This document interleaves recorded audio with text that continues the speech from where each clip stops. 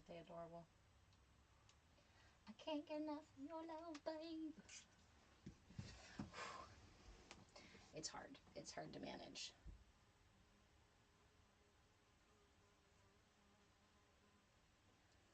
It really is.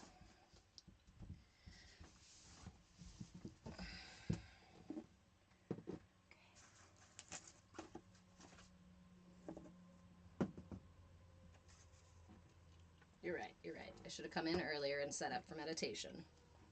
But instead, we were playing out in the yard, so now we're going to get a weird angle on meditation, but you know, it's its own thing. All right. YouTube, you say you're connected. Okay.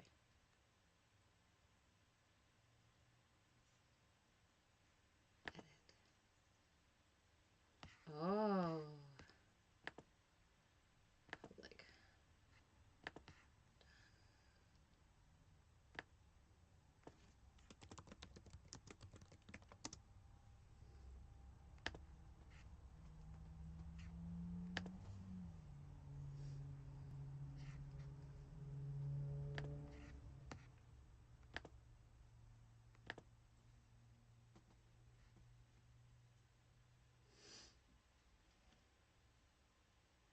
Okay.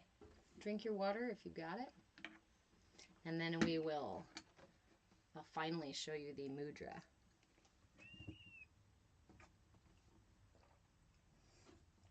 Our mudra for this week is the Anahata Mudra, the heart chakra mudra. Your heart chakra is right here. So, it's a little bit late, but hold on.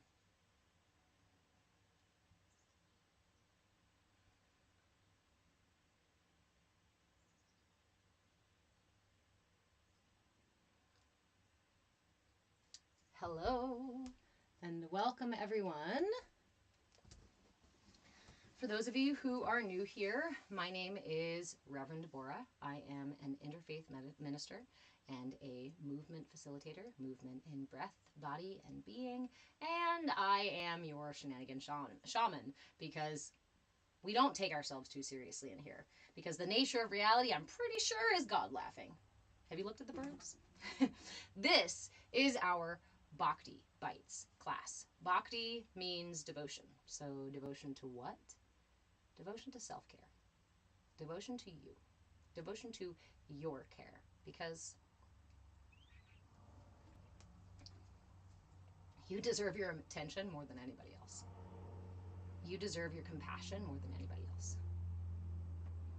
And for us to really experience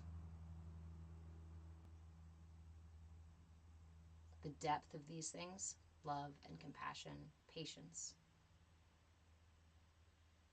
we need to feel it within ourselves. Why? Again, because the nature of our experience is subjective. Everything I experience happens within me. Even my experience of touching your hand, the only thing I experience is the experience within my hand. Feeling of your hand touching mine. I don't ever experience your hand itself. That's only for you to experience. And when we shift it like that, good morning, Stephen, how are you? When we shift it like that, it opens the doors to deeper and deeper subtle layers of reality. And that, my friends, is where magic is. That, my friends, is where fluidity, authenticity, expansion. In my exploration, that's where God is.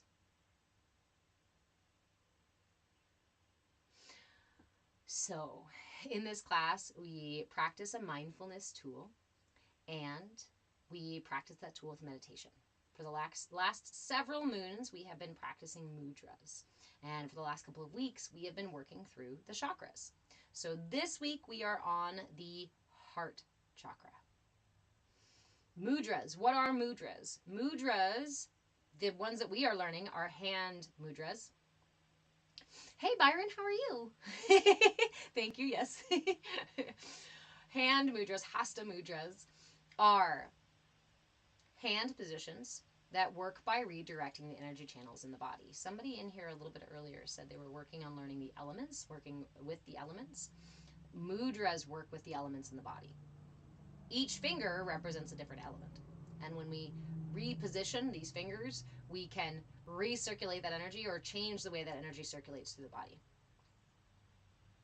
Nova, enjoy your class. Blah, blah. Nova, enjoy your class, my love. Yeah, I'll probably be here in 45 minutes, at least. So,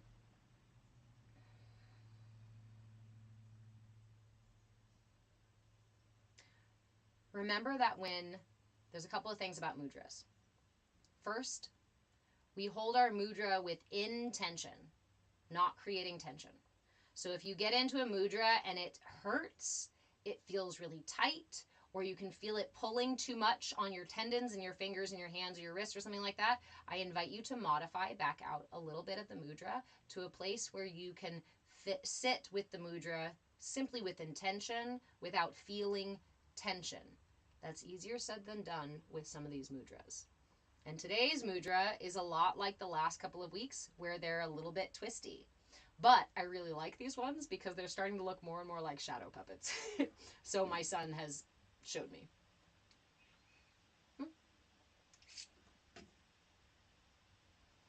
And there's kittens behind me. So if at any point I just stop and stare behind me, it's kittens. And I apologize, but they are overwhelmingly adorable.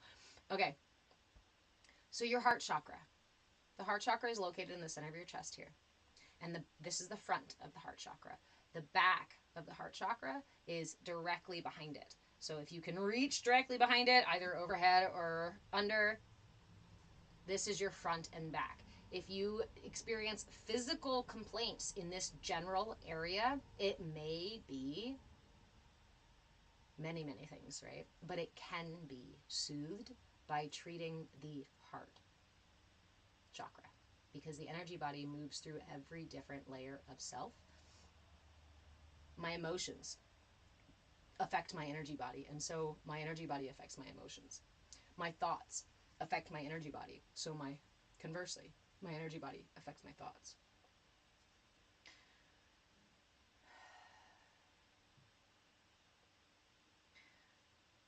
All right.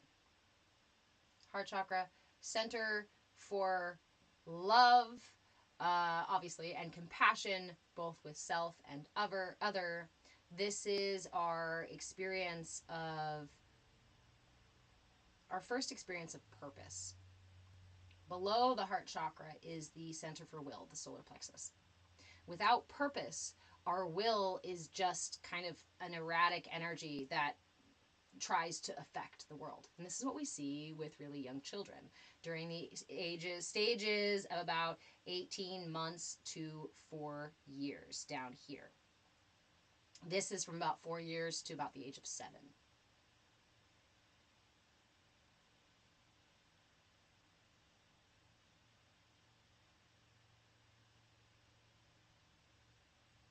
And during that time, we are building our relationships outside of ourselves. We first develop our relationships outside of ourselves. I'm tapping into my child psychology because the development of the chakras aligns with our understanding of development from a psychological point of view, from a cognitive, social, emotional point of view.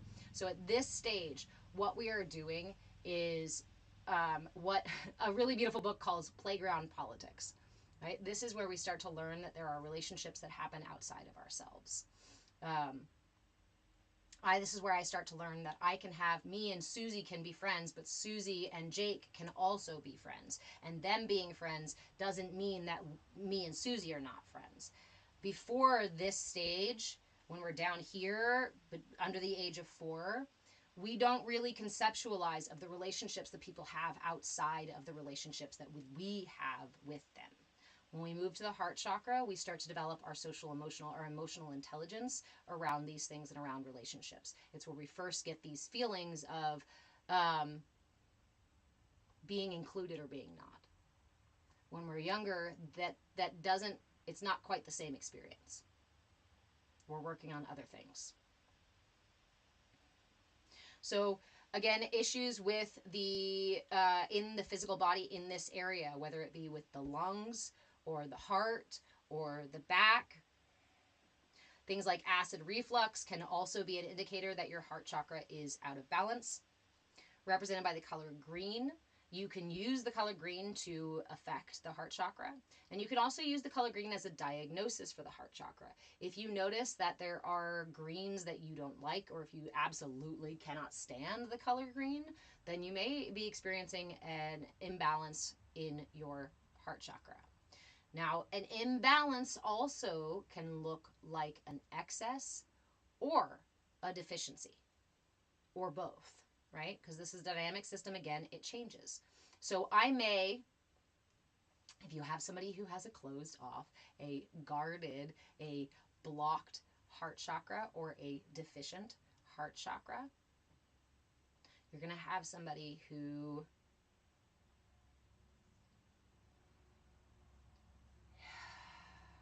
feels unloved, struggles to love, somebody who doesn't quite experience compassion or empathy. Compassion and empathy are natural and expansive states of being that we often close off by our early experiences, particularly when our hearts are, when we experience trauma, when we experience pain to this area, we close this off and then operate from that same place, either to avoid more pain or to avoid this idea of possibly hurting others. An excess heart chakra is also an imbalance. When we talk about somebody who maybe lives a martyr kind of life and believes that their value comes from only what they do for other people, this is an excess of the heart chakra. An excess of the heart chakra can make it difficult. They both result in the similar thing. If my heart is blocked off and closed, I cannot receive that energy of love or compassion. If my heart chakra is so big and pushing energy out constantly, I also cannot receive, because that outward flow is preventing the inward flow from happening. Just like the breath, inhale, exhale. There needs to be an exchange in each of these chakras. So for those of us who felt unloved as children, right? Maybe you took the approach of, like I did, and turned myself inside out and said, well, maybe if I just expose my heart and give everything I possibly have, compassion, empathy, love, all of my resources, everything to other people, maybe then I will be loved. Does that sound familiar? That is an excess heart chakra. Or the opposite. Maybe you've known those people, or you are those people. I don't feel loved. The universe is not loving. The universe is harsh and cold, and and these ideas too, when we think of like our higher power being uncompassionate and being strict or mean or retaliatory, a lot of times can come from that blocked, guarded place. Remember that there are subtle layers to your energy body. And your experience of energy body is unique to you, to your experience, to what's happening inside your body as well as outside your body, and the way that you are responding to that stimuli. Any emotion, anything that happens in your energy body, in your system, is a response either to internal or external stimuli. And when we can step back from judgment and attachment and storytelling enough to see it as that plain as day, it's just a response. That's it. It doesn't have to mean more. We don't have to go down rabbit holes and follow stories. We don't have to take ourselves into the past or into the future of worry about what this might mean or what it might have been.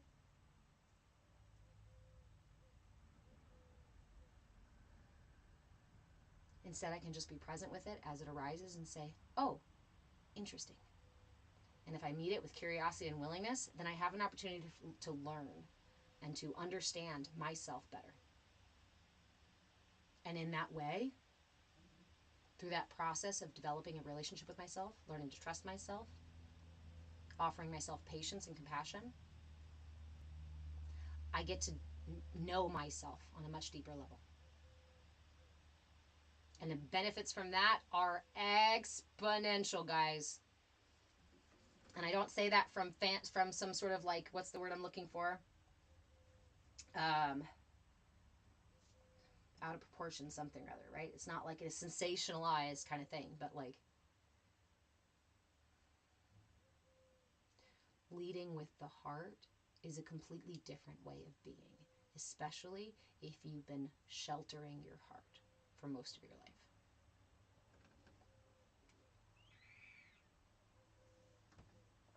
Drink your water if you got it. So here, my friends, is our mudra for the week. The mudra for the heart chakra, again, is a little bit twisted, but it is a lot like the other ones that we have been doing the past several weeks. So give me a second here to get it together. Okay, so bring your palms up, the sides of your hands together. Align the sides of your hands. You're going to keep your pinkies touching. So keep the pads of your pinkies together. Then you drop your ring fingers in to cross, like so. Okay? Pinkies together, ring fingers to cross. Curl your middle finger over the ends of those ring fingers. See this?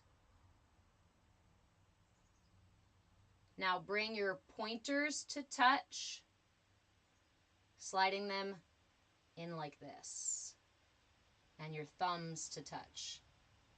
So your mudra looks a little bit like so. You guys want to do that again? See, it's a shadow puppet. my son has been doing these mudras with us, and he's like, hum nom nom mom. Okay, let's do the heart chakra mudra again. Okay? Start with your palms facing up. Again, it's really similar to last week's. Last week, the only difference in last week's is that we had those two. Shit. Yeah, those two. Those two.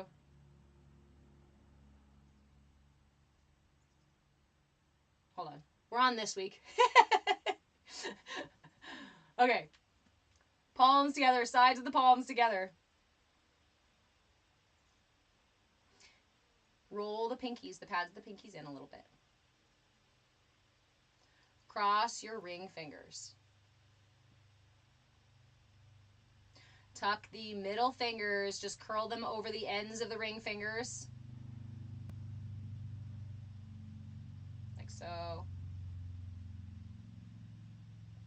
And then bring your pointers to touch, keeping those ring fingers on the outside of your index, and then bring your thumbs to touch as well. Hey, Vigilante.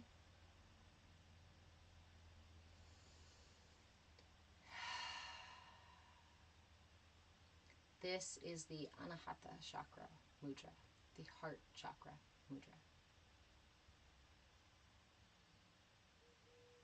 The heart is the center of our energy body. Stephen, the one last week was very similar. Instead of using the index or middle and ring, we used the index and middle. Slightly different.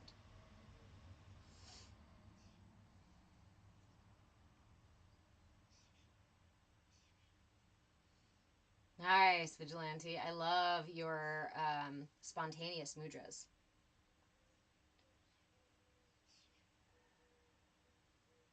Anahata translates to the unstruck sound.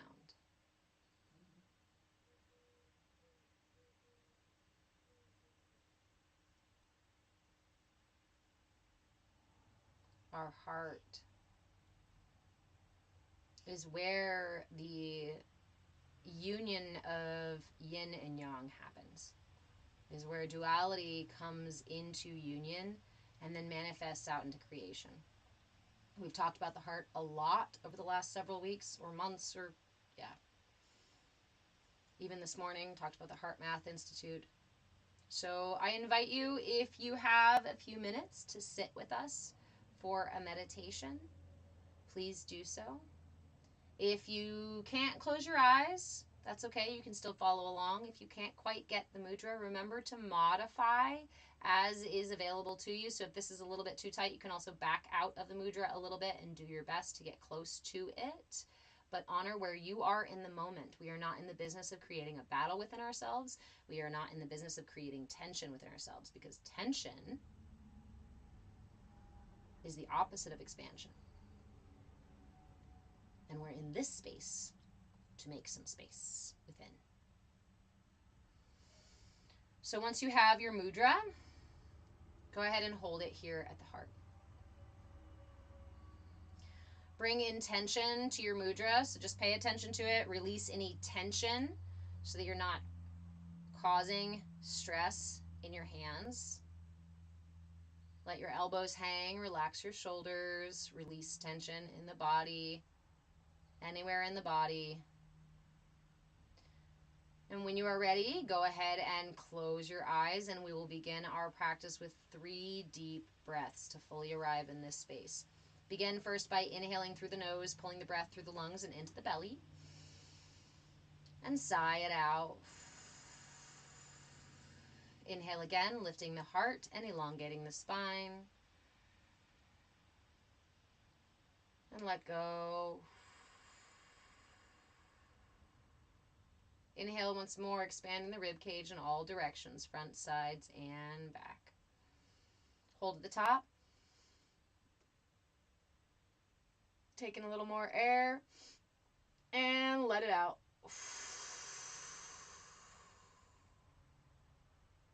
Go ahead and seal the lips and take a few moments to follow the breath.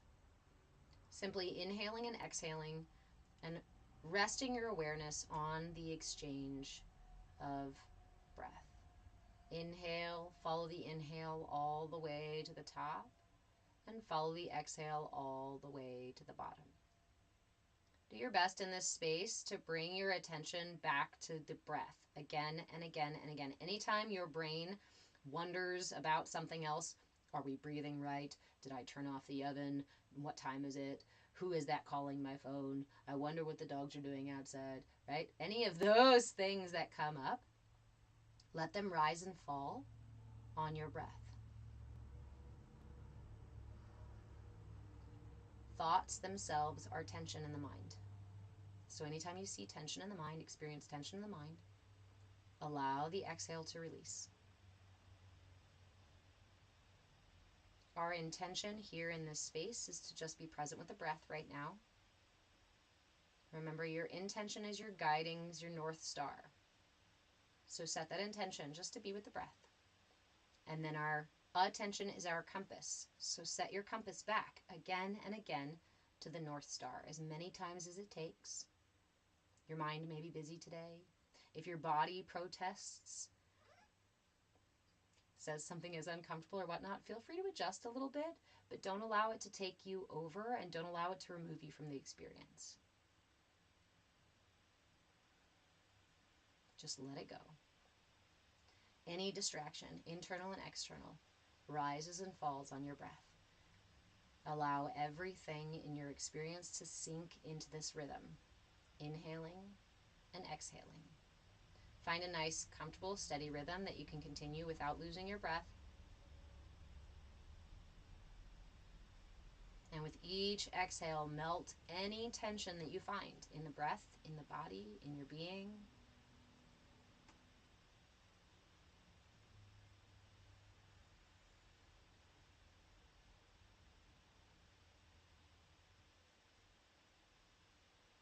This part of the practice can be your entire practice. That is how powerful it is. this practice of bringing our awareness back to our intention, bringing our attention back to our intention and releasing tension, because tension will build again. The mind will get distracted, the body will get distracted, and tension begins to build. When you notice, exhale. I inhale my intention to stay present with the breath, to release any tension. And I exhale all the tension I find in my breath, body, or in my being.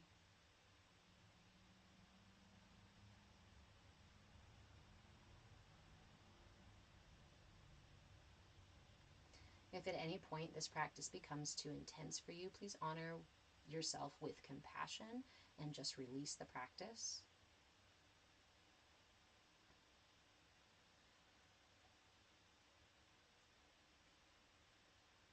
If you find you're having a fantastic experience, be mindful not to allow that to be a distraction either.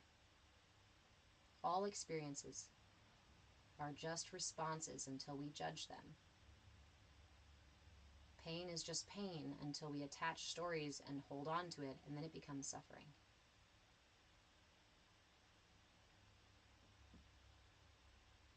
As we breathe, we do not inhale, hold the breath, and then ask ourselves a million questions about whether or not the breath was right. Was it big enough? Am I holding it long enough? Was it enough oxygen? All this stuff. We don't do that. We allow the breath to move in its natural rhythm. That's the same rhythm of your emotions, of your thoughts, of physical sensations. Let them fall into that natural rhythm.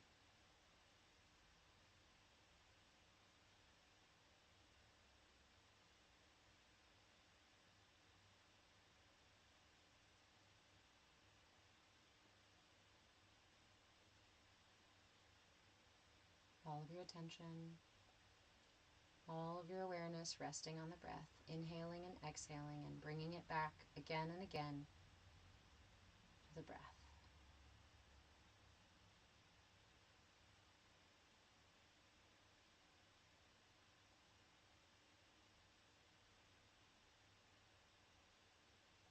Occasionally check in with your mudra, bring intention back to your mudra. Sometimes your mudras collapse on itself when our attention goes wandering off elsewhere.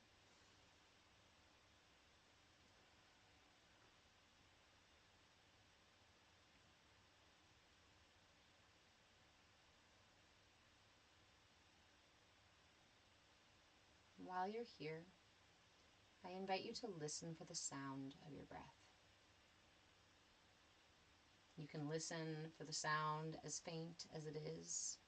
You can also gently constrict the muscles in the throat, gently, to create a kind of snoring sound, a little ocean sound. This is called Ujjayi breath or ocean breath, and is done simply, like I said, by tensing the throat ever so slightly and breathing through the nose, inhaling and exhaling.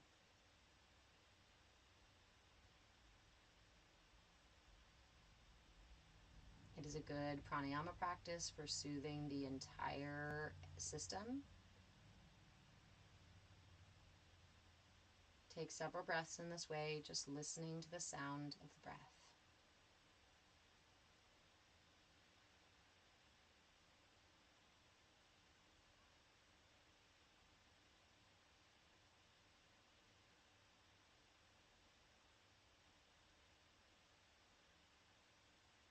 Listen intently. Give it all of your attention, all of your focus, all of your awareness.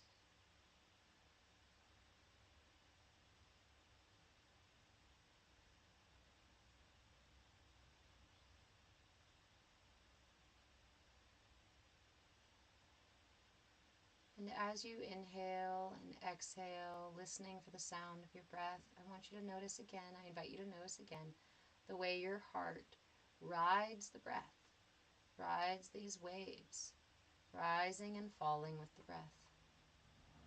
Shift your awareness and see if you can listen for your heartbeat now. Again, let everything else go away and listen intently for your heart. Listen with all of your focus like you're trying to hear something very, very faint, very, very far away. We are so not used to hearing our heart that it seems like it's miles and miles away. In this space, tune into the heart right here in your chest and listen.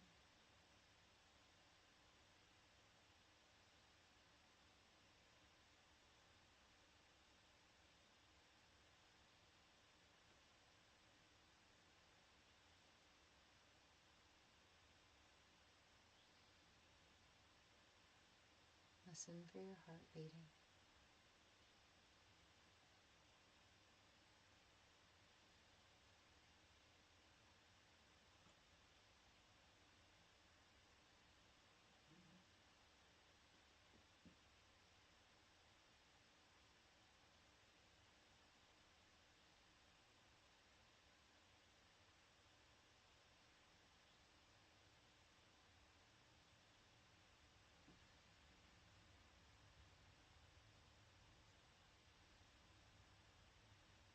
I encourage you to stay with this practice as long as it is available to you, listening intently for your heart, or even alternating between listening for the heart and listening for the breath, or maybe just watching the way your heart rises and falls on the waves of breath.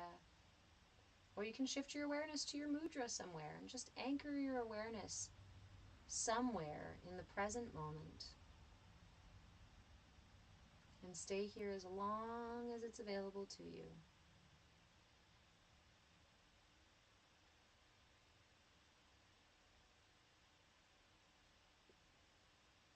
When you feel ready to come out of meditation, I invite you first to bring your hands together into prayer or simply lay one over the other over your heart in gratitude for today's practice. Offer your heart a gentle smile. Offer your heart some of that gratitude for its presence, just simply for its presence, not what it does for you, not what job it completes, not how successful it is or anything like that. Just gratitude that it exists within you. Gratitude for the divine prana that flows through our entire system.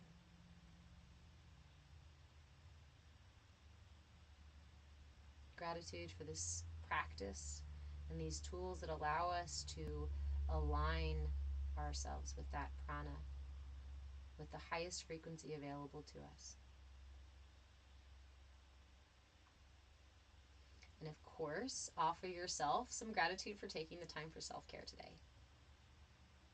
I'm really proud of you, and I hope you are too.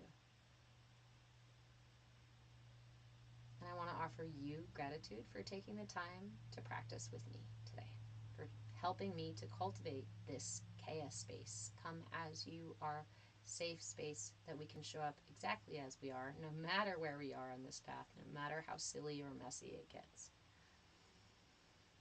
so that we may grow and learn and thrive together.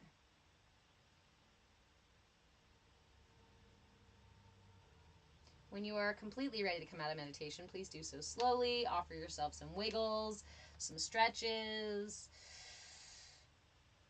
But only open your eyes when you're really sure you're committed to coming back to this reality.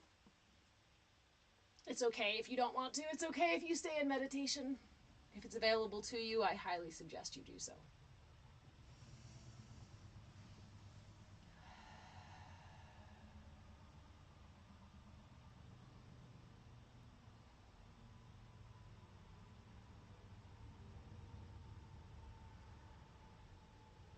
Lovely, Lindsay. Every time you sit up and try to meditate, your back between the blades and... Okay. So you can also... I didn't say that at the beginning of this one. I usually do say that. You can always lay down during meditation. You're very welcome, Whistle. You can lay down during meditation.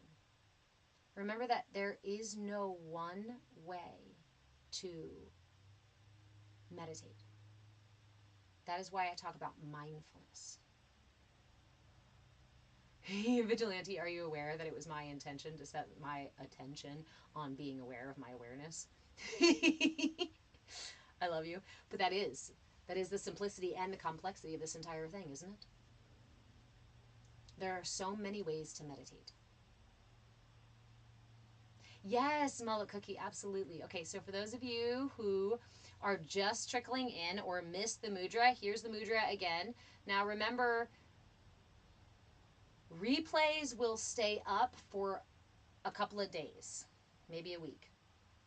After that, our replays for classes are in a membership. If you would like to join a membership to get all of our replays, there are hundreds of videos on my YouTube channel.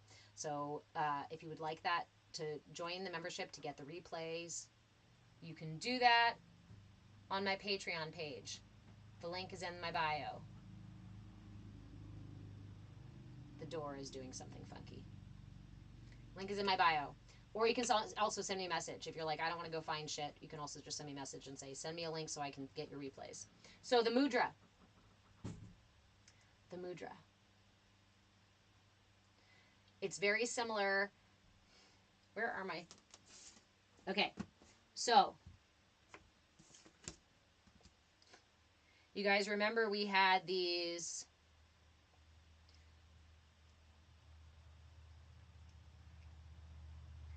This was the mudra for the sacral chakra. It was like this. The mudra for the Manipura chakra, the next one up, was like this.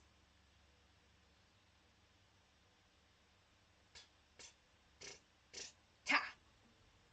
That was last week. This week, the mudra for the Anahata chakra is similar, but we get into it with our palms facing up, sides of the hands together. Then curl, you're going to keep your pinkies together, curl them in ever so slightly, and cross your ring fingers. From here, curl your middle fingers over the tips like we did last week. Curl your middle fingers over the tips of your ring fingers. Now bring your index fingers to touch, but make sure that they slide in underneath your middles. And then bring your thumbs to touch as well. Do we want to do that one more time? If your hands are not all tied up right now, let me know if you want to do it again.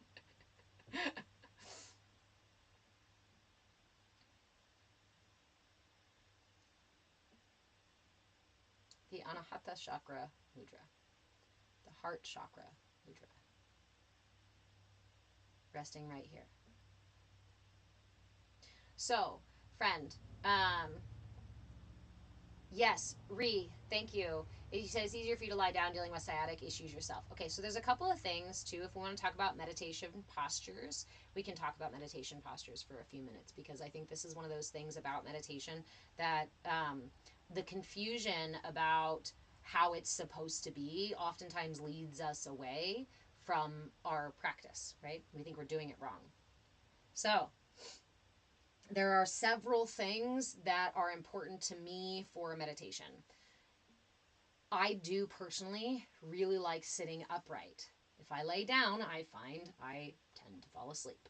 So, I also have sciatic stuff, and I have a condition in my shoulders here. Hey, Zark, how are you?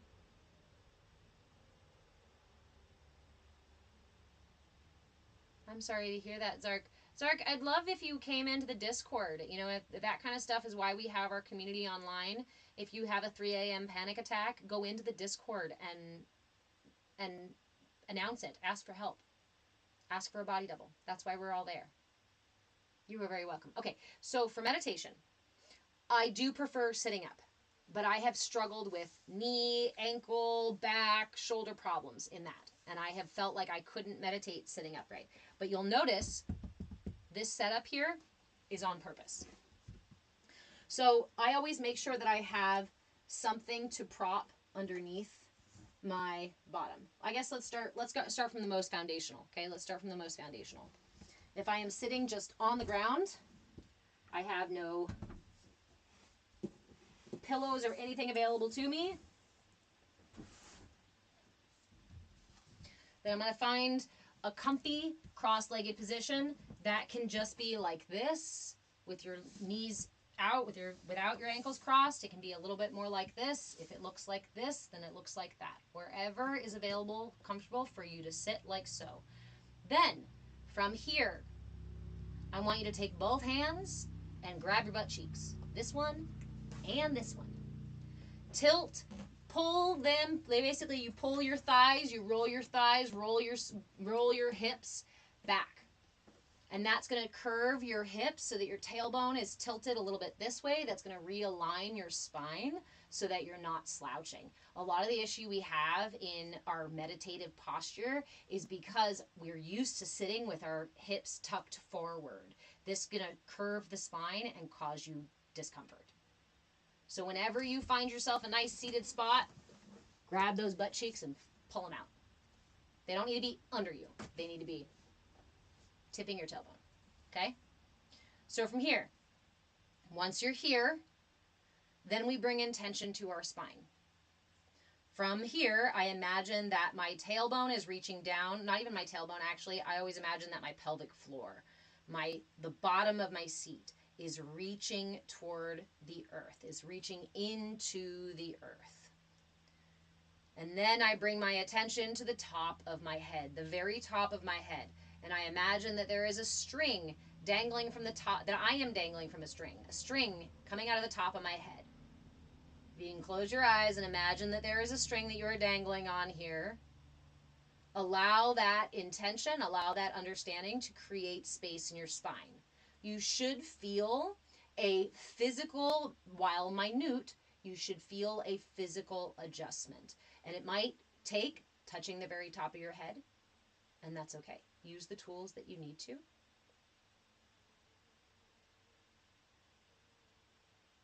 Once you're here, I always suggest gently tucking the chin in just a little bit. See that really minor movement?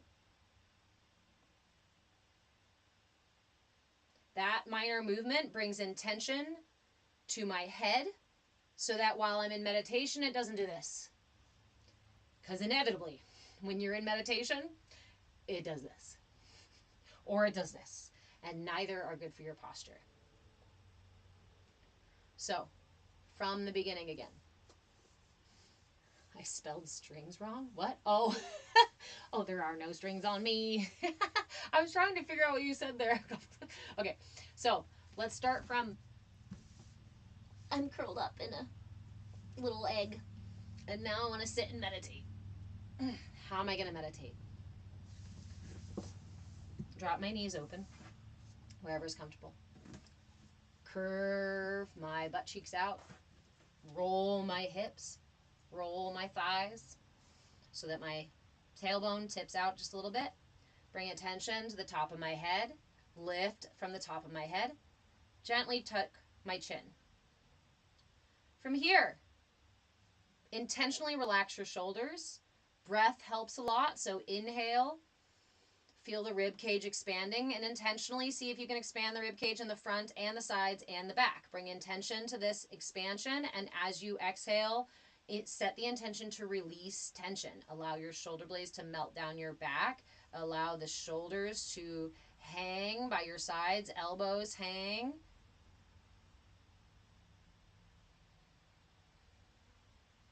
Sometimes this in and of itself is enough to get you into a nice little meditation. If you intend to sit for any longer, or you have other conditions that are still causing you pain in this position, the next thing to do is to add something under at a seat. And it can be as little as something like this, a pillow, or even a little pillow, right?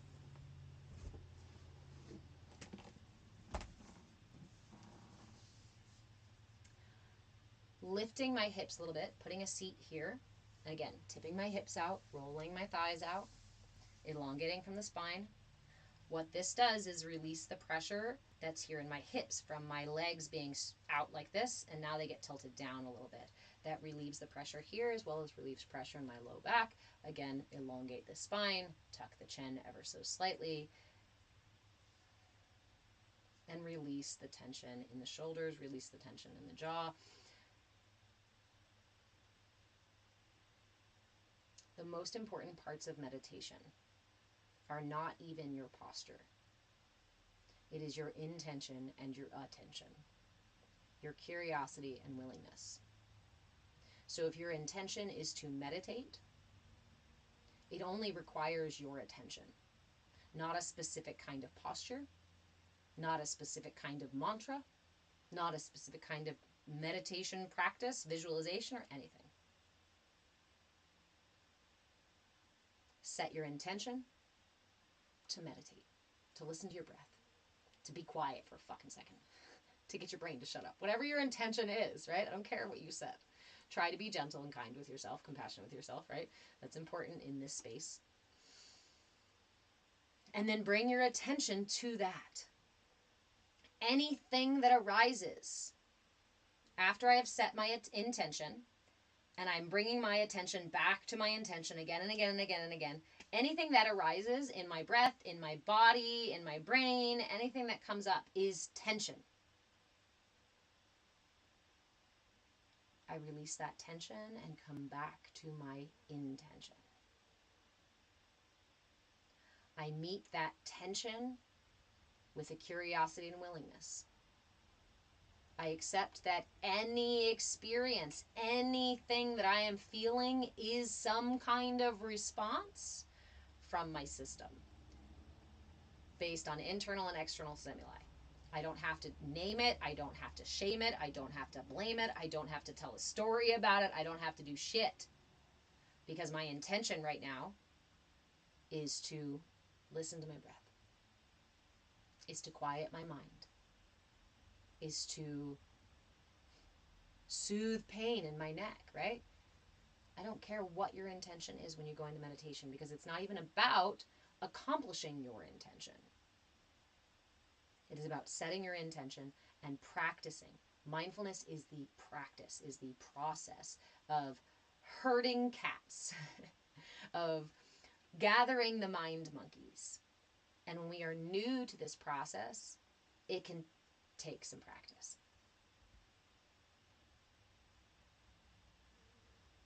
I will admit that it took quite a bit of time for me to get to a place where I could reliably shift into a meditative state, into a different state of being during meditation. But it didn't happen by force. It didn't happen by me hurting myself. It didn't happen by me shaming myself or getting angry at myself for not getting it right. Those were the very things that led me away from the mindfulness I was seeking.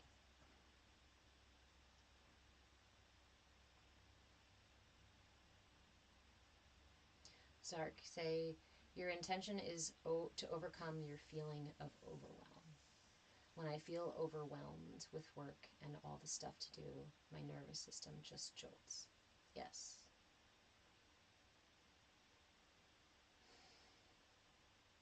Can I invite you to do something, Zark? Can I invite you to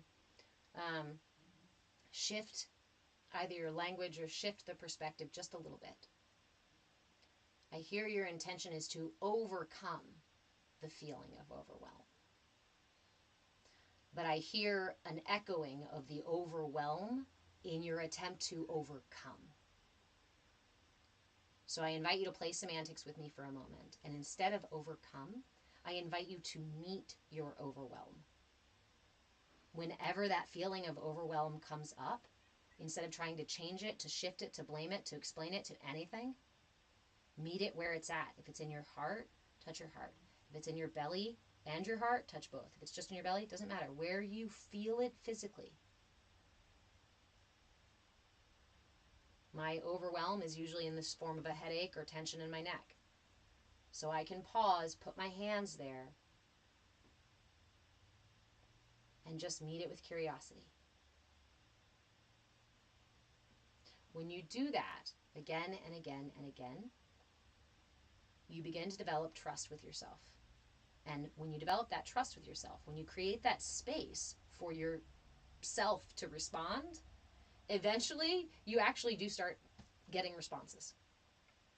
So if you set your intention to Meet your overwhelmed parts with compassion and patience, to be curious and willing to have the conversation with them, to make space for them.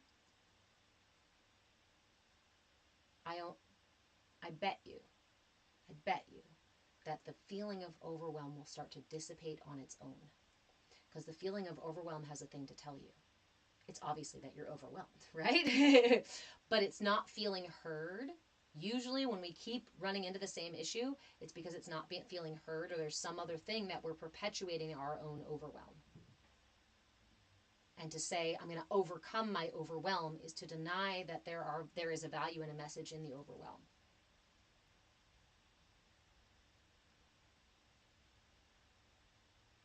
And our nervous system gets fried because we are trying to jump and skip and change things, when the most soothing thing to our nervous system is just to be present. So one of the things I forgot to say, I was about to say it too with meditation. When you find yourself in meditation and you're breathing like we did today, as you're breathing with your meditation, feeling your heart rise and fall, listening to your breath, any of that stuff, you may notice as you sit that you start to, like, you've got a nice rhythm going, and then all of a sudden your body just goes, like you can feel that. That's your parasympathetic nervous system. Somebody asked recently if it's normal to yawn during meditation. Yeah, that is your nervous system settling. That is the tension that is in the body and in the brain and in the nervous system and in the energy settling.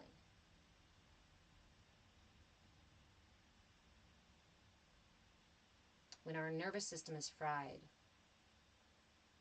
it's so much more soothing to be present with it than it is to try to do anything about it, to try to change anything about it. And again, I am only here sharing with you guys what has worked for me, what has changed my life, what has literally saved my life. I invite you to take these things and to plant these seeds if you would like to, water them, and they may grow into beautiful things for you. But if they do not resonate with you, or you try something that I have suggested and it doesn't feel good to you, please honor that you are your guru. I'm not your guru. I'm not in your body. I'm not in your mind. I cannot determine whether these things are for you or not.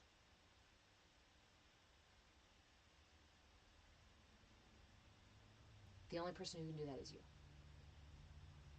The only person who can do that is right here.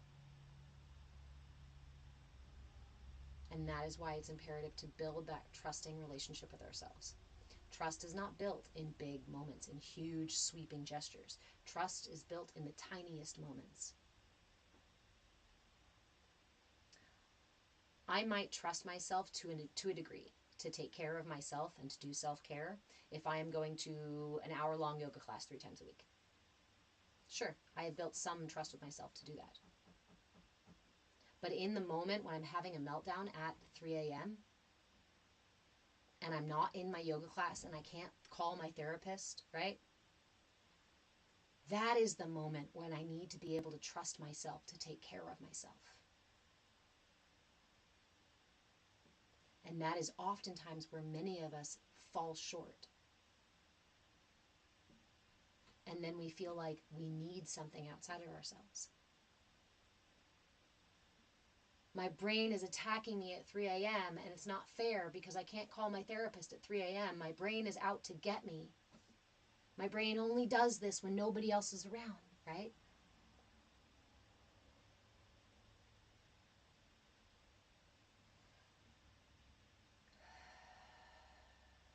Why do a lot of these things happen at night? Why do a lot of these things happen when no one else is around? Because when we are in a social situation or around other people or in therapy, a lot of times we're operating from our ego self. We are operating in now and tomorrow and yesterday and in a bunch of different places.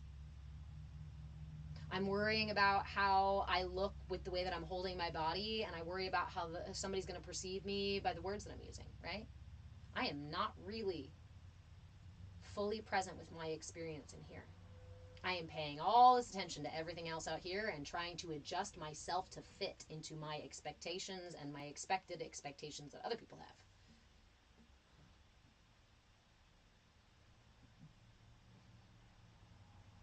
That process, ego, creates a kind of container, a kind of armor, a kind of layer, a kind of shelter where we can keep in the parts we don't want to show, where we can keep in the parts that we deem dangerous or no good or selfish or bad or whatever. But at 3 a.m.,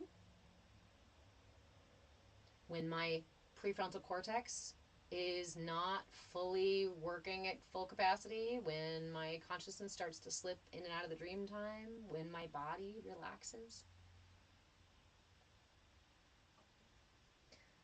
the things that have been waiting all day long to be released start to bubble up. For those of you who've been around for a while, you've heard me talk about it like farts. A whole new meaning for brain farts, right? Those random thoughts in the middle of the night. That's when I have my anxiety attacks too, often. But it's not because my brain is trying to attack me when I'm at my most vulnerable. It is because the surface tension, the ego tension that has kept those things down and unconscious starts to soften, and those things bubble naturally to the surface, just like gas. Your emotions, your memories, all of these things, these sensations in the body, these are temporal things. They rise and fall the same way your breath rises and falls. This is why listening to the breath is a really powerful practice, because then we can translate it to all these other things. My emotion is an inhale and an exhale. The thing rises and is expressed. And yet, thank you, friend. We attach to it. We tuck it in here and in here and in here and in here and up here. And then we wonder why our body is stiff and rigid and complaining. Because it is chock full of shit that is not meant to be stored in the body, in the brain, in the energy. What happens when you try to store perishable food for longer than it is meant to be stored? It rots. Hi, Nova. Welcome, baby. It rots. Stop composting your emotions inside of your body, inside of your temple. You wonder why it reeks in here sometimes? What has been festering? What have you left festering in the back recesses of your closet, in the belly of your ship, in the dungeons of your castle? We all have stinky cheese and old skeletons and stiff, dirty underwear somewhere back in the self that influences, or pineapple pizza. Is it pineapple pizza for you? I am not a fan of pineapple pizza, so I would concur. If something smelled like pineapple pizza in here, I'd be like, oh, what's going on? But it's an entirely different experience. No, to each their own, my love, to each their own. See, I like stinky cheese. And that's probably, it's both my gift and my curse. I like stinky cheese. And so when I started seeing and feeling the things that were nasty within me, instead of running away from them or hiding them or trying to like make them into something else, I was like, what is this? What is this feeling? What does it look like? What does it taste like? What does it smell like? Where is that from? Where did I get that? Is there more of that? It's a gift, because it means I've been doing this all of my life, and I've been doing it on purpose because I find it interesting. But it's also a curse, because for a long time I didn't know how to use that gift appropriately. And I went into other people's closets and hunted down their stinky cheese and then was like, oh my God, did you see this? This is totally like a trigger that keeps coming up for you every single time you end up in this situation. And I see it like come over your face and people are like, no one talks about the stinky cheese. I don't have stinky cheese, right? When you're used to and identifying with the ego self, and it's safer to identify with the ego self than it is to look at that stuff, you don't like people poking around your closet. In fact, I don't even really like people poking deep in my closet with that shit that I'm not ready to look at. Is there other stuff I'm ready to look at? Sure, totally. But there might be some stuff. There probably is some stuff back there that if the right person poked it, I'd be like, nope, doesn't exist. I don't know what you're fucking talking about. Doesn't exist. But if we have any intention of cleaning our temple, of clearing out our temple, then we have to start doing that work. We have to start sniffing out the shit that is rotting and not meant to be here, not meant to be held. Out of fear that I may not be successful, I might harbor all of these fears and all of these things and all of these emotions to protect myself from the fear of one day not being successful. And that in of itself is like a basket of rotting, apples apparently. Actually, it's the solar plexus chakra, so it's, that's where my rotting pineapple piece is. That's where my pineapple piece is, right here.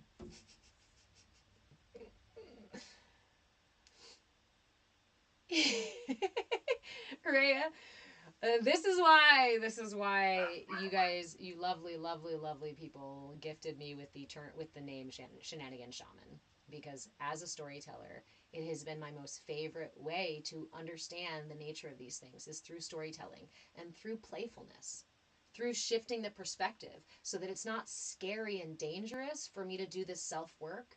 I'm not talking about meeting my demons or doing shadow work.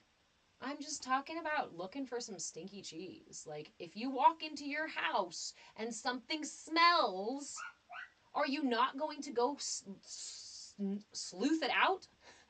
Are you not going to go try to find the thing and then clean it up? Of course.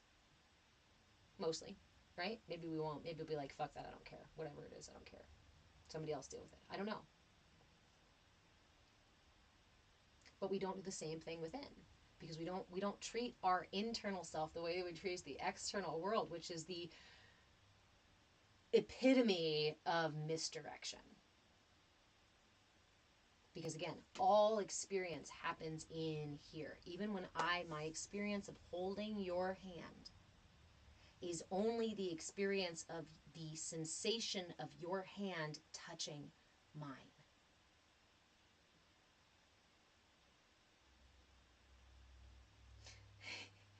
Zark, you are very welcome. I love listening to Bashar. I like that you said that. What did you say? Bashar says, to become enlightened, we need to lighten up and be silly. I often say, in my experience and in my exploration of these deeper and deeper subtle layers, when I tap into those really subtle places, the vibration of everything, I swear to you, it's the sound of laughter. I'm pretty sure this entire universe, the flow of this entire universe, is actually the reverberation of laughter. Because when you touch the depths of mindfulness, when you reach the center of expansiveness, it gives you goosebumps. It raises the hair on the back of your neck, and it bubbles through you.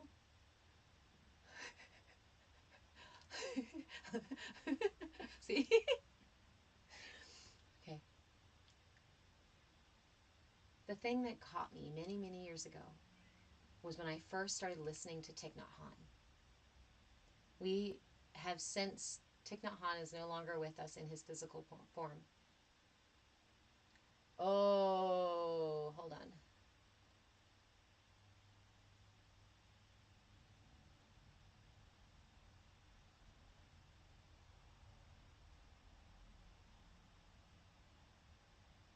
I had an attachment to Thich Nhat Hanh being alive. So sometimes when I talk about him no longer being here, it touches that attachment. So I give it space and I give it the permission to be here with me. You can still listen to him speak. You can still watch images and videos and stuff of him speaking. And when you do, you will see the laughter in his eyes. You will hear it in his voice. If we had recordings of Christ, I'm pretty sure he'd sound the same thing. He'd sound the same way. That is why these monks, right, sitting there with smirks on their faces. Thich Nhat Hanh, let me see if I get it right. It's T-I-C-H-N-H-A-T or N-A-H-T H-A-H-N. I think if you do T-I-C-H, Thich Nhat Hanh. Or the sangha that he had was, I think, was called Mountain Song Sangha or something like that.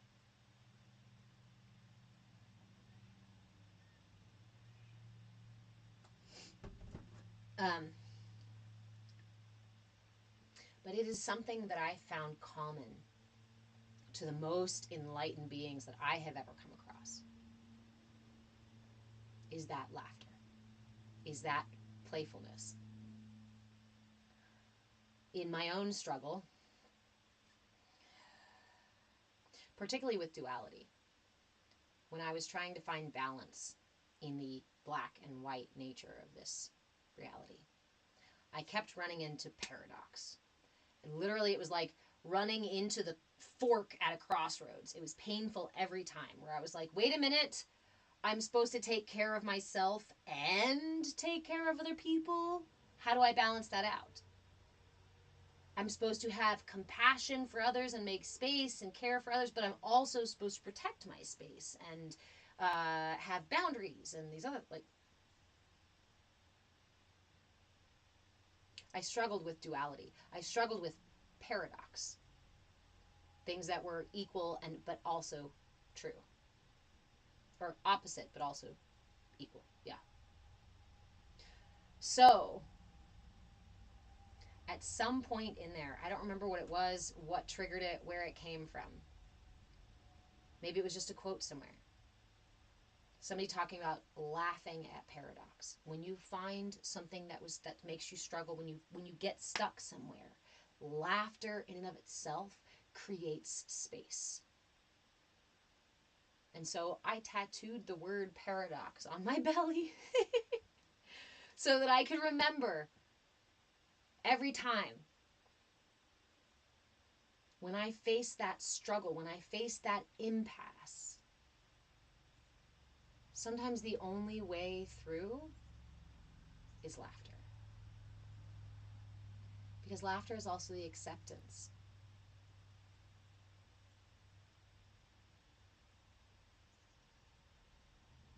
The acceptance of what is and the willingness to experience it.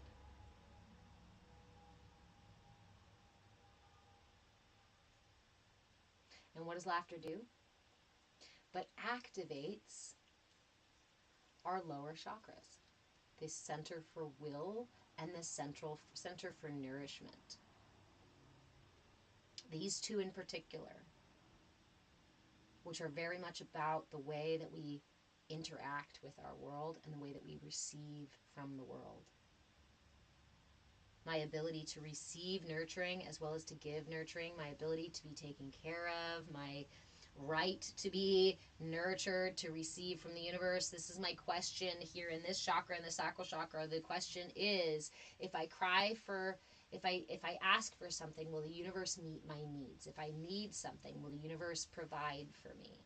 This up here, your center for will, your solar plexus. This is Can I affect the world? Am I an autonomous being that has a right to interact with the world the way that I want to show up in the world? Laughter releases tension in both of these.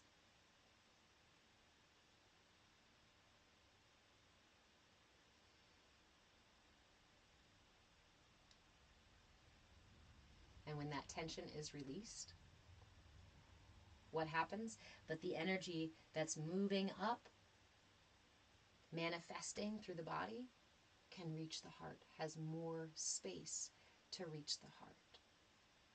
That's why laughter is the best medicine.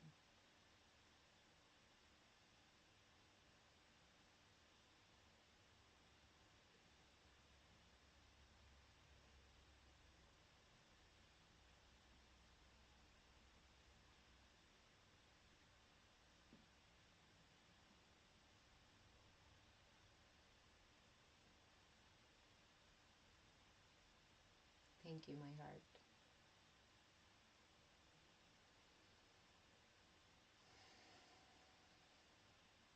Have you guys ever practiced laughter yoga? Show of hands.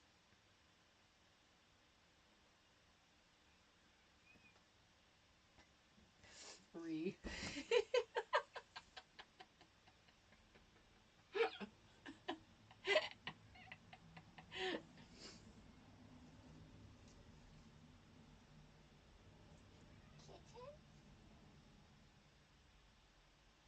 Oh, my heart.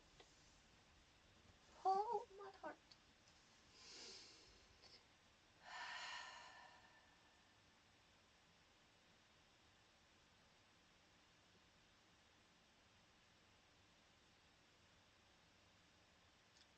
Yes, Henry. Henry, you say for you, laughter or the simple smile is the connection to the higher realm. Like a doorway or code, it works always. You're Iwa? Thank you, Stephen. I am okay. I'm great, actually. Sometimes parts of me struggle.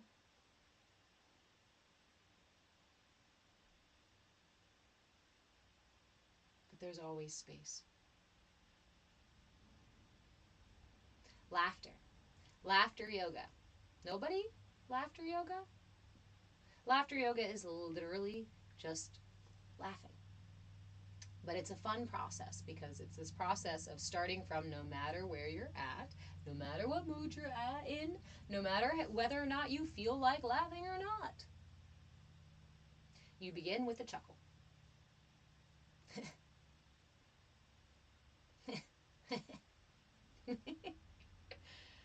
Add a little more. Add a little more. Am I serious, Vigilante? Or are you asking Mullet Cookie or Ree if he's serious?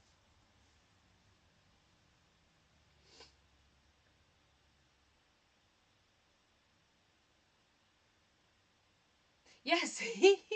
Yes, I'm very serious. Laughter yoga is a genuine thing. It takes fewer muscles in your face to smile. Laughter yoga is absolutely a thing. So is face yoga.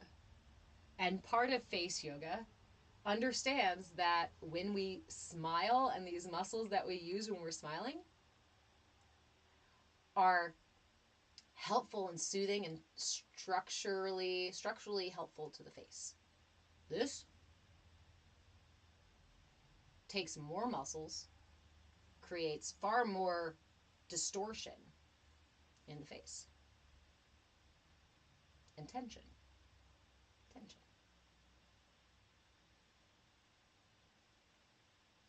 The simple act of smiling shifts your energy, shifts your body. Again, the simple act of laughing.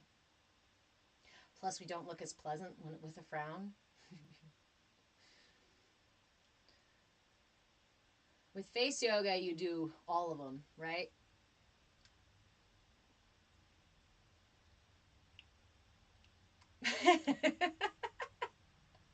Yes, it really is a thing. Lion's breath is one of my favorite yogic face yoga pranayama practices because it opens the entire face. And there are, I forget, I want to say Polynesian, but I'm not sure exactly. There's these cultures that use the face, right, as like a, it's like those masks that have like the big eyes and the big mouth and whatnot. I forget what they're for.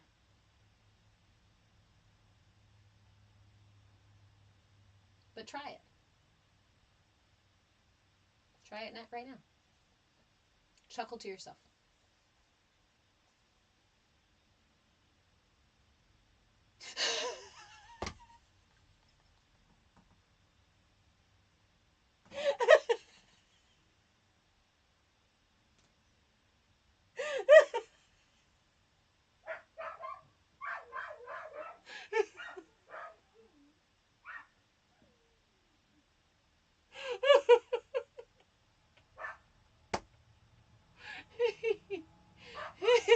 Thank you, user. I didn't even need to work myself into laughter.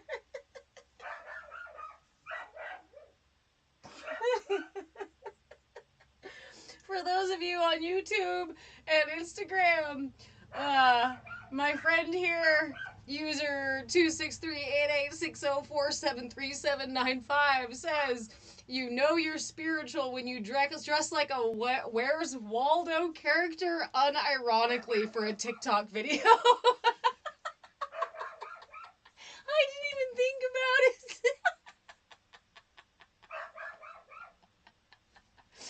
That's okay. You're welcome back in here, babe. But if you're obtuse, I'll have to block you again. Like I said, this is a CAYA space. I can laugh at what's funny.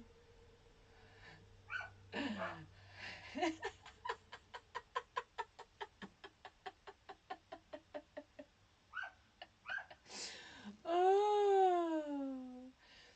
As I said, when somebody asked me really, really early when I first started this live, my son picked out my outfit today, and so now I'm gonna have to ask him, did you purposely dress me like Where's Waldo? What the shit?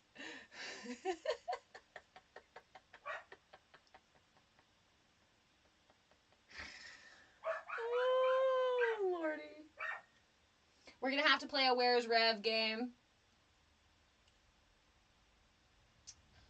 We're gonna have to play a Where's Rev game. In fact, see, exactly, right? Some more Mr. Shmee, yeah. Woo, Captain. Yes, Captain. Yes, Captain.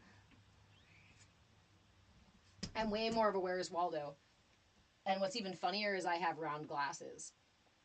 So, when I finally get this RV back on the road and we do the rounds around the country and go traveling, there will absolutely fucking be a game of Where's Rev. Watch out, because it's happening.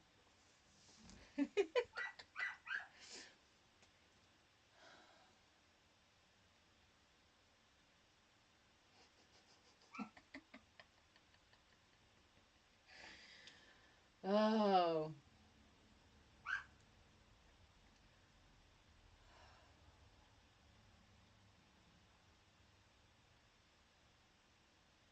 There's opportunity for expansion in every moment. There is opportunity for playfulness in every moment.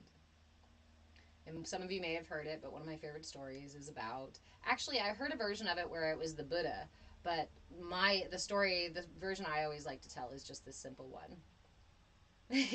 You're very welcome, Zark. I'm so glad you're here, friend. The story goes that a monk takes a regular trip down to the marketplace in the town that he lives. And when he goes into the marketplace, he goes every day, and he sits there in the hustle and bustle, and just kind of watches, feels everything that's going by. People coming and going, kids laughing, people bartering over things, all that stuff going on. And he sits there with his eyes half open in this meditative state, just enjoying the ebb and flow of the experience. And on this particular day, one individual did not agree with what this monk was doing. In fact, thought that it was inappropriate for him to be in the marketplace doing meditating like this. And so he decided to go and tell the monk exactly how he felt about it. And as he did, the monk continued to sit in his experience and in his meditation. And the more he tried to explain it, and the less the monk responded, the more aggravated, agitated this individual became. Until he finally was yelling at the monk in this guy's face, going, "Can't you fucking hear me? Can't you understand what I'm saying? What are you, dumb? What are you," right? He's like insulting him now. He's getting aggressive with him now. He's not touching him, just getting really close into his face. And at this point, the monk smiles and opens his eyes all the way, and he says, "I understand what you are saying. I simply do not accept the gifts that you are offering." And he goes back to his meditation. But it is as simple as that. When we learn energetic boundaries, when we learn to respect our space as well as each of the others, then we can respect the fact that not everything people offer us is for us. Let's use that example in another way. If someone came to me with a hot pink sweater 3 sizes too small, and someone said, "Here you go. I want to give this to you. I want you to wear this. This is how I think you would look." Great, right? This is how I think you should look. It would be really funny of me to accept that sweater and to wear it. Not really my color, obviously too small, and let's add that the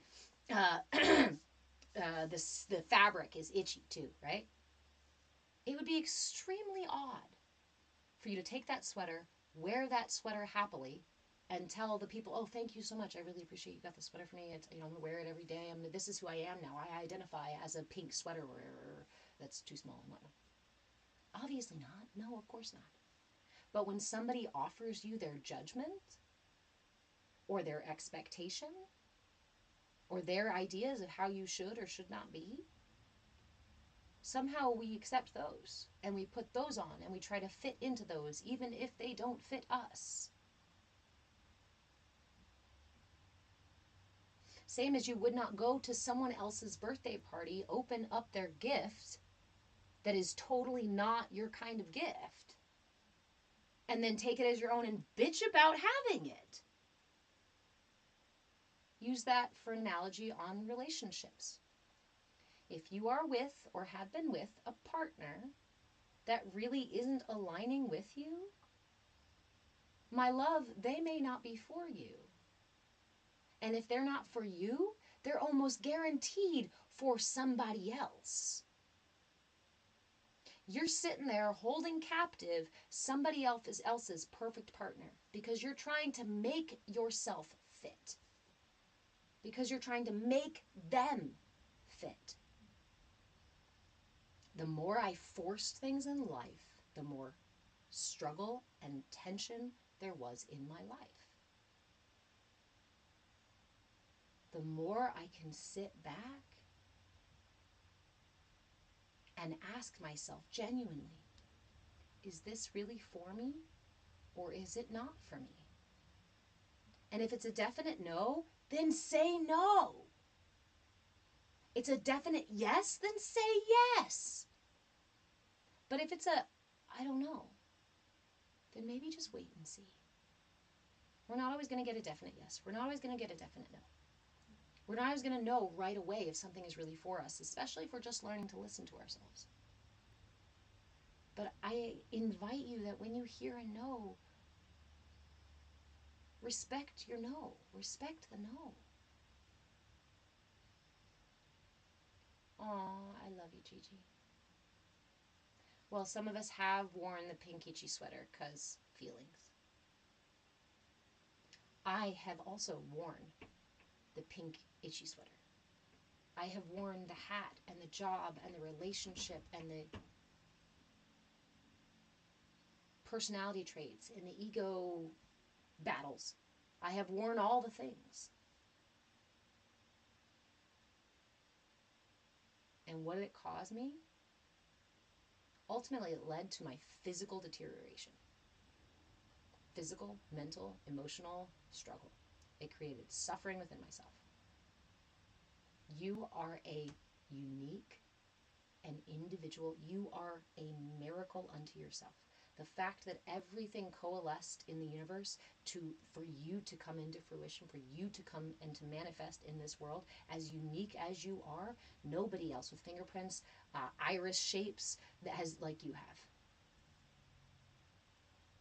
Nobody. Ever. And you don't think you're important enough to live your unique experience? You don't think that there's a life that is literally just for you? Your perfect robe, your perfect home, your perfect path, your perfect purpose? Your very own song. There is again, another culture somewhere, and I don't remember where. I want to say that this might be in Aboriginal Africa, Australia, maybe, or it might be in Africa. I'm not sure exactly, and I'm sorry, I don't remember in the moment, but I read about somewhere in the world where it is, they believe that the mother will hear the song of their child before they're born. And they actually say that the mother won't have the child until she can hear that song. I worked in birth for many, many years before I had my own son. So I worked in birth with the concepts, but not with the experience. But I found in late stage of my pregnancy that I started humming a tune. Tony, we just had a really good laugh about it. I had no idea that I looked like Waldo. My son dressed me today, so now I'm going to have to talk to him about it. I should have put my circle glasses on because I have some. We just had a really good laugh about it. But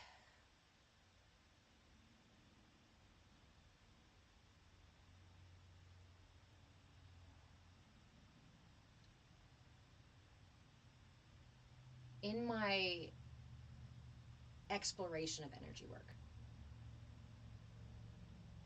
I have come to understand this vessel as an instrument. Hey, Mark. This vessel is an instrument through which we resonate. Through which we resonate our unique frequency. One that is just yours, unique to only you. And it is my understanding that it is our purpose, part of our purpose, or just the simplest part of our purpose is to resonate that song, to play that song for the world. And in that way, we are a chorus. Just like we need the alto and soprano and baritone, we need your unique song and my unique song and yours and yours and yours and yours and yours and yours. But we live in a culture that says, shh, be quiet, sit down in a box and stay there. We will tell you how to be, we will tell you what to know, we will tell you what to believe, and you will be safe as long as you stay inside the box. Don't question anything, because outside the box is very dangerous. Again, a grand misdirection. A grand misdirection. Because your truth, your unique expression, your authenticity is the most powerful thing that you can resonate. is the highest vibration.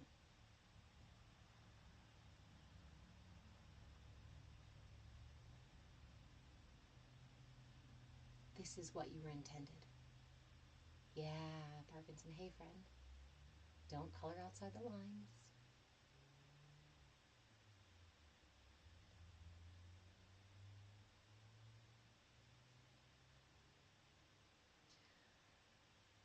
Gigi, I wonder if that wasn't your song. Many of us as children had natural song, humming, singing, whatnot, right?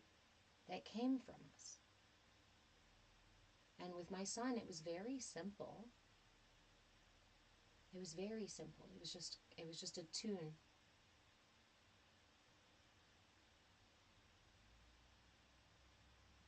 But as soon as he was born and I was holding him, I found myself naturally humming that tune.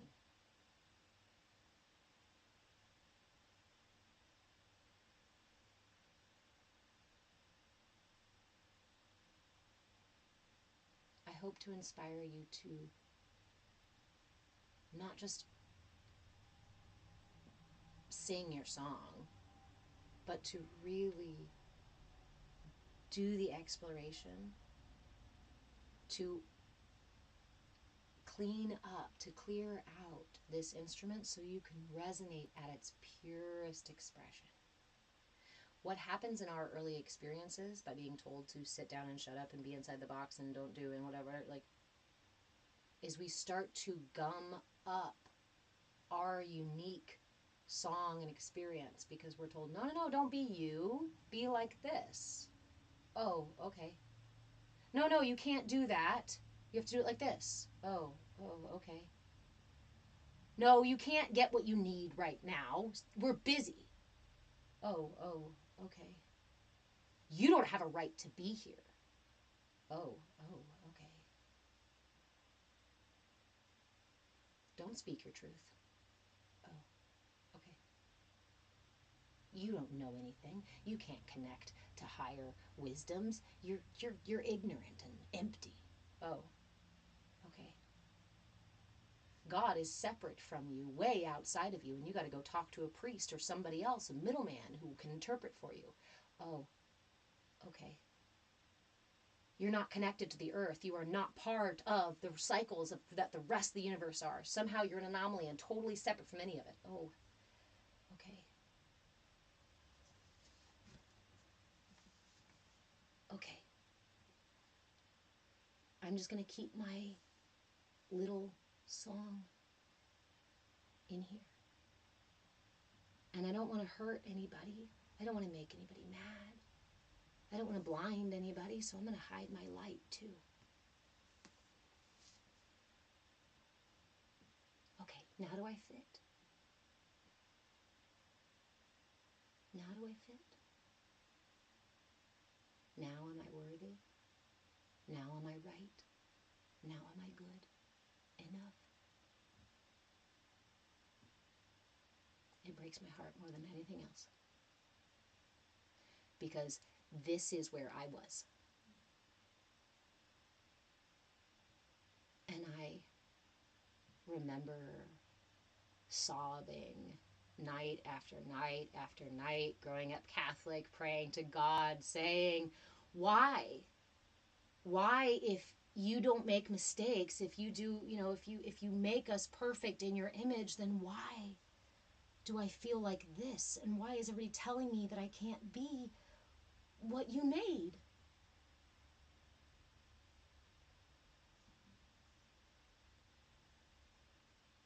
Maybe I'm just too much. Maybe I'm just too something. Maybe they're right. Let me construct a different version of me. Let me construct some masks and let me put on some cloaks and let me make myself look the way that you want me to look. Even if it means I contort myself into this weird, awkward thing that I'm supposed to... Okay, how about now? I'm working 2 jobs and sending my child to daycare so I never see him. But I fit into your world, right? And why does my body hurt? And why do I end up with chronic illness? Why do I end up in pain? Why do I end up feeling overwhelmed? Yes, you do, Zark. We all do. This is why I'm here, and this is why I teach, and this is why I teach it for free. Because if I could go back and scoop little you out of that box and hold you right here and keep you safe in my heart, I would. But I can't. Because you are the one who needs to do that for you. You are the one who can give you the things that you need, the things that you seek, the things that you didn't have. It's okay if you don't know how right now. Again, I'm here to give you everything I have. All this information. And if it resonates, great. But if it doesn't, there may be somebody else that you need out there in the world.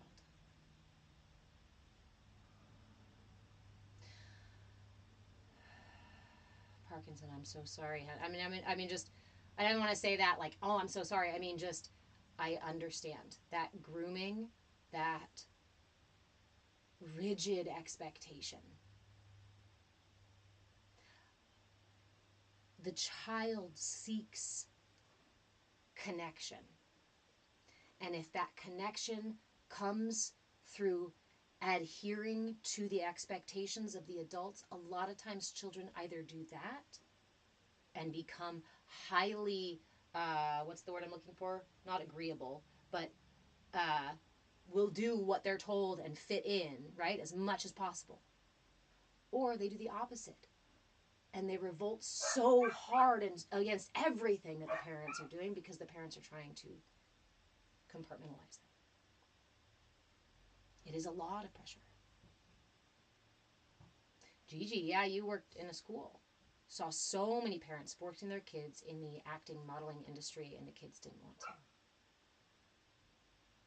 April, going through the process of unlearning everything I was ever taught is such a lonely process. So I want to add right now that we have a community space. It's completely free. It's in our Discord. It's in the Discord. So to find the link to join the free community where we can chat more, where we can support each other more, where we can talk personal stories, where we can share tools and you guys can ask questions and explore the information and the tools a lot more. The link for the Discord is on my Patreon page. My Patreon page, link is in my bio. It's patreon.com/movewithchange. Move with Change. I am Move with Change on all the platforms, but I hang out in Discord. Once you're on the Patreon page, you may note that not only can you get into Discord for free, but there are several levels of membership depending on how much time you want directly with me. If you want to join our group coaching sessions, there is a level of membership for that. If you want private sessions with me, there's a membership level for that too. If you want, there's several memberships, okay? Go look them up. I don't like to talk too long about them here because I don't want to do salesy things. I want you to know that the option is available and it's on my Patreon page. Also on my Patreon page in my shop is my coaching by donation thing. Patreon requires me to put a minimum amount, so I put it for $3.33. So it's a minimum donation of $3.33 and for 15-minute sessions. If you need to sit face-to-face and work on something acute, or if you want to just ask questions for 15 minutes, or if you want to off-gas for 15 minutes, or you want to do yoga or mudras or mantras or meditation or herbalism or nutrition or parenting, or we could keep going with all the different tools that are in here. You have total access to this toolbox for those 15-minute sessions. That's coaching by donation. I ask that you only do one session per week. If I find that you're coming in again and again and again, it's probably more economical for you to grab a membership, a monthly membership, and we can talk about those things. Also note that the $ is not the only key to get through the gate to personal time with me, whether it's Zoom calls, membership, coaching, or classes and things like that. So always reach out if you have any questions about pricing or need some flexibility. Okay? Again, the link is in my bio for Patreon, patreon.com/move with change. I am Move with Change on anywhere and everywhere you hang out, pretty much. And if there's a platform where you don't see me, let me know and I'll add a thing there too. But the bulk of the interaction and the time spent is in Discord. And we are building a spectacular little community over there. We've got 80 some members now, which is pretty great. And we do a lot of fun stuff. Hey, I see people coming and going in the Discord already today. Thank you guys so much. It's a great space. We are cultivating a safe space there. So again, the same concepts here apply in the Discord. It is our CAYA community. CAYA, CAYA, stands for Come As You Are, because it's your authenticity that we're seeking. This journey home to yourself, home is your authentic nature. And honestly, it is a lonely journey when you're doing it by yourself. It can be harrowing. It can be fucking ridiculous and make you feel a little bit crazy. So having a safe space to show up just as you are, even when it's some weird ass shit where you're like, bro, I just woke up and I swear to God I had a conversation with my child self in my dreams and I think I healed something. Come into the Discord and talk to me about that. We want to talk about that. Did you just see dragons fly by out in the sky? Come to the Discord. We're talking about that too. Do you want to know what I mean when I say ascension symptoms? Come to the Discord. We're talking about those too. Do you want to know how to take back, regain your locus of control so that you are no longer a puppet of the system? Thank you, friend. We're learning that in Discord too.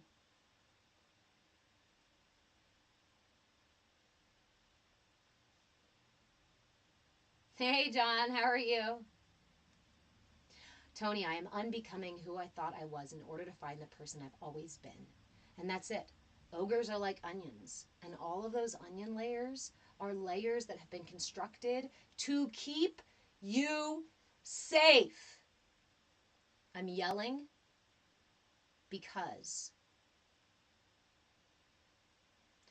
I need, it feels imperative. That's why I'm yelling. I raise my voice when it feels imperative.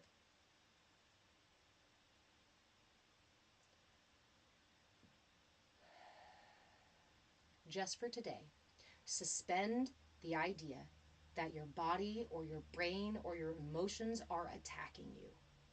They are not out to get you. In fact, they are your helpers. This is your support system. This is your protection, your protection detail, secret security. Like this, every layer of who you are was constructed as a response to internal and external stimuli in your world and as a means to keep you safe.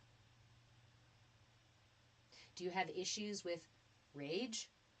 That rage could have kept you safe from feeling pain or protected you, right? If you've got attacked often, right? Like, so we need to reframe these things.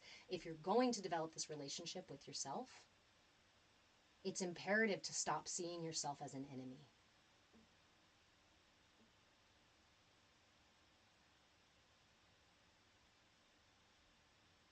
Every quirk, every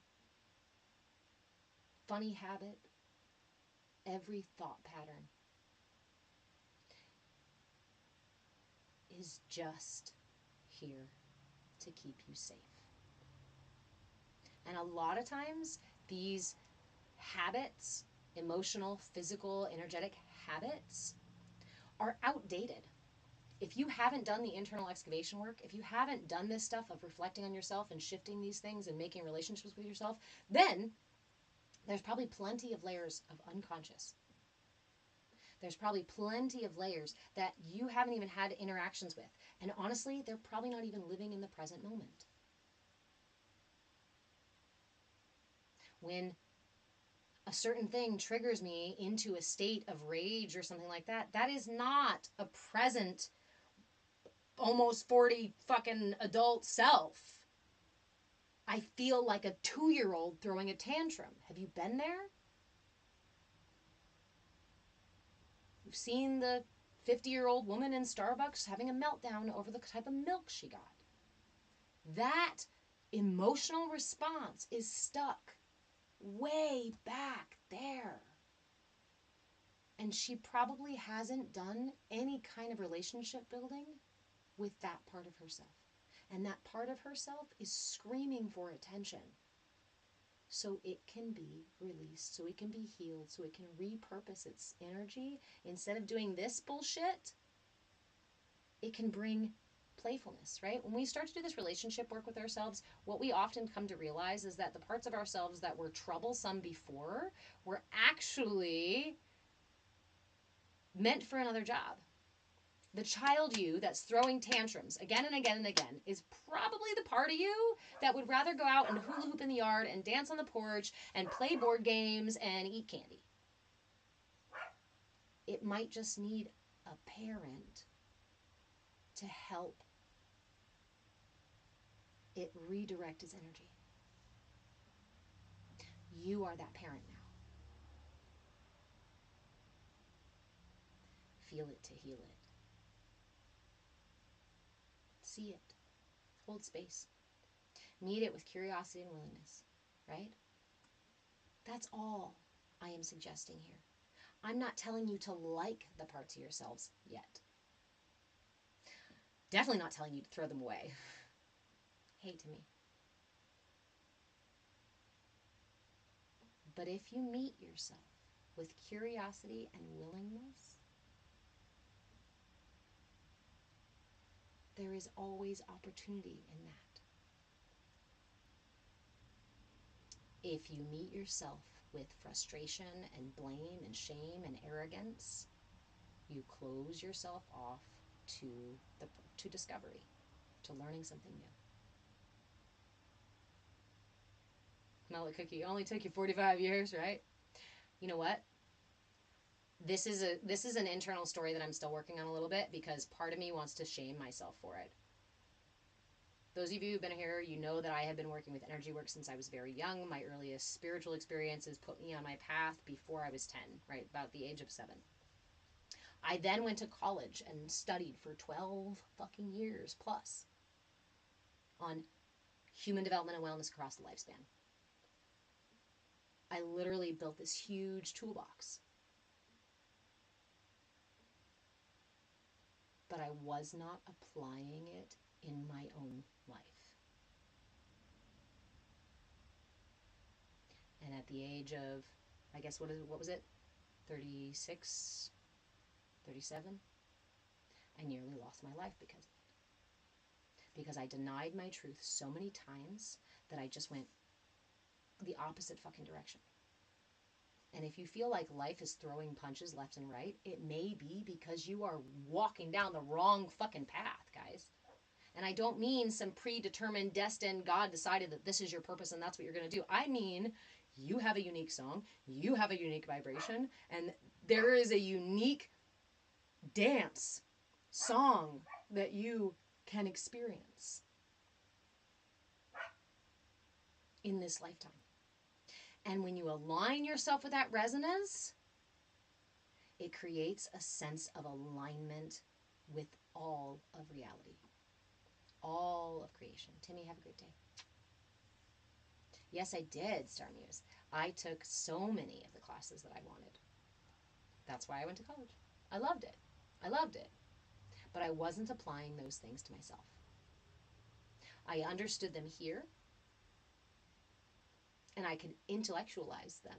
I could talk about them. And a lot of the things that I am seeing, especially on social media right now, and people, I won't go further, are people who have clearly read the books on the information, which is useful and helpful. But information by itself is just information. It's what you do with it that makes it more. Yep, April, Same thing. I nearly lost my life back in 2021.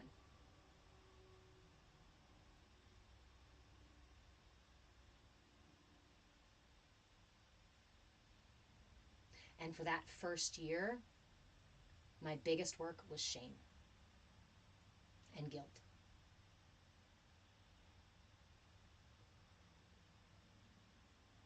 But you know what I did? I made a commitment to myself.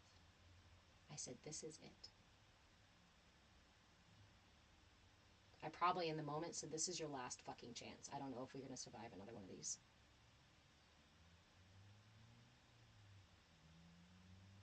And I put myself back on my path. I started practicing again, even through the shame and the guilt. Nice, Ree. I've always wanted to do electrical. John, shame, guilt was your first hurdle after spiritual awakening as well. Yep.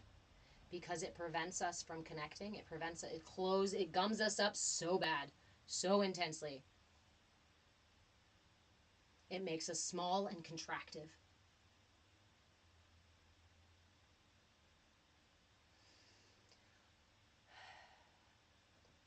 But one of the most powerful messages I received during that first year, 2022, 2021, whatever it was, one of the most powerful messages I received was actually in regard to quitting smoking. At that time, because of the experiences I was having, I was drinking at least a 6-pack a day and smoking about a full pack of cigarettes every day. It was fucking hurting my body. Obviously not a healthy habit. I needed to change it. But there was so much shame and guilt already there, I felt absolutely powerless to change it. And absolutely not fucking worth the change anyway. But as a single parent, I'm grateful that I had my son outside of me, because I said, there is no fucking other choice. There is no other choice. This is your only choice. You can't just give up. You have to take this next chance. You have to find something else. And so one night in desperation, drunker than a fucking skunk, in desperation, I sat on the edge of my bed and I patted myself on the back and I was like, oh, good job. You only had a 6-pack. You could have had a 12-pack. Good job. You only had a pack of cigarettes. You could have had more. And as I did that, something shifted. And then suddenly I was like, wait. What was that? And maybe it's because I was in that place of desperation, right? That I heard that, saw that, and I stopped. And again, then I turned to my heart and I tapped open and I said, wait. Fake it till you make it. Hold on a minute. And I opened my heart and I said, you know what? I am so proud of you for just having 6 beers. You could have gotten blackout drunk. I'm so proud of you that that's it. I'm proud of you that you didn't go out and buy a 2nd pack when you finished that first one. You're doing okay. You're doing okay. It's okay to be where you're at. And I broke down and cried. I think I fell asleep like this. And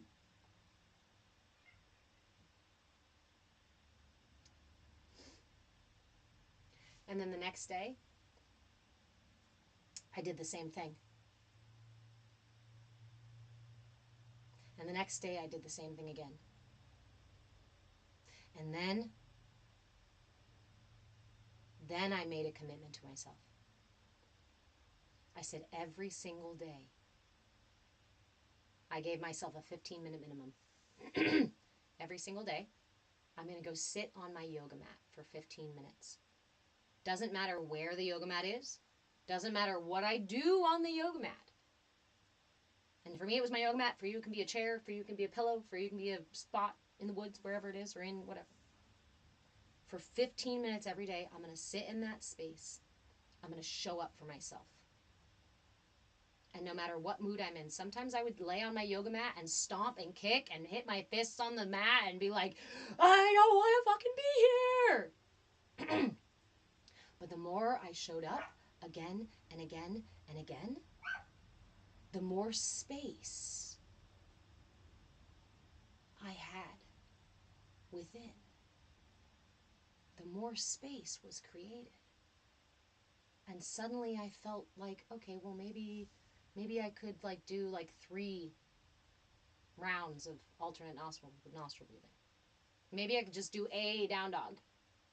I used to get on my mat, drunk as a skunk, before I stopped, right? And I would just do what I could and be gentle and kind. I said, just this 15 minutes is all of being compassionate and present with myself. That's it. But in this space, I commit to that compassion and curiosity, that patience and grace. I commit.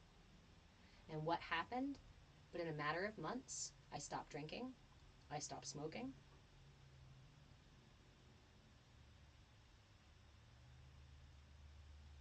And I finally felt relief from that. From the weight of the shame and the guilt.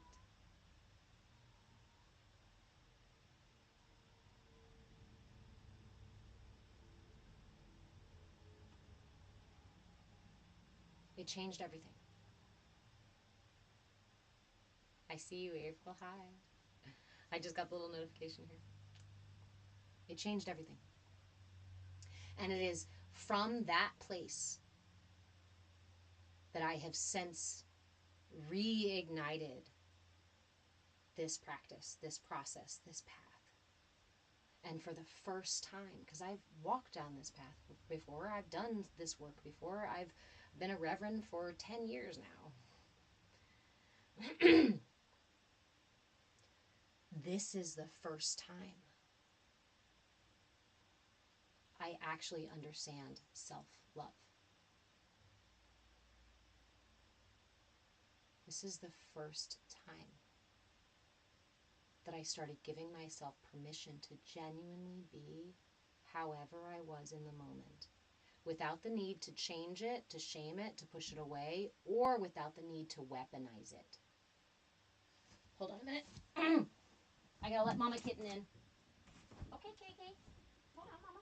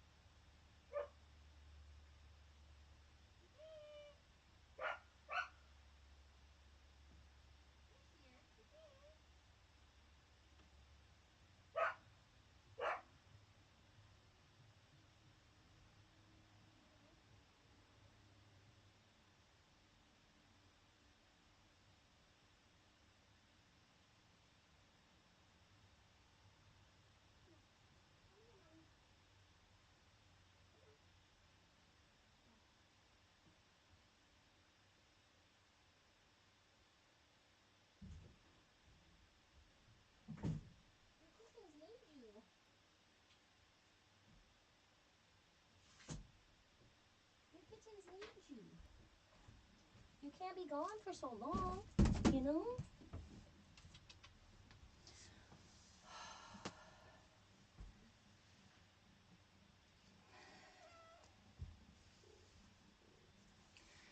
It's okay to start the process wherever you're at.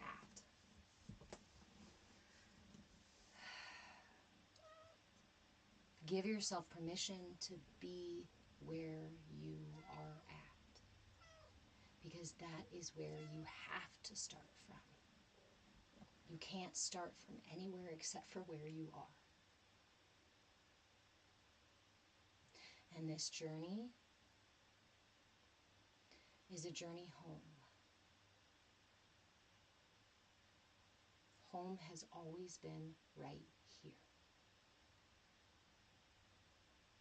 Just be here now, because home is here. Because you are here. You're not in yesterday. You're not in tomorrow. You are here. Hold on. I gotta plug in my phone. So if you're looking for you, you don't have very far to look. You don't have very far to go. Hey, Luciana.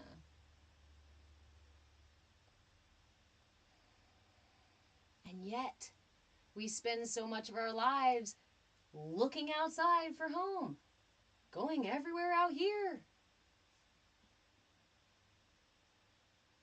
Oh, Mullah Cookie, the system creates propagandized parrots. One of the biggest, one of the things about the system that is built to teach us to deny our truth and deny our inner strength and deny our captain and deny our locus of control and deny our authenticity and all these things, right? Is that the structure creates a kind of trickle down. The only trickle down economics we have in this world is those messages of manipulation and control that get passed down.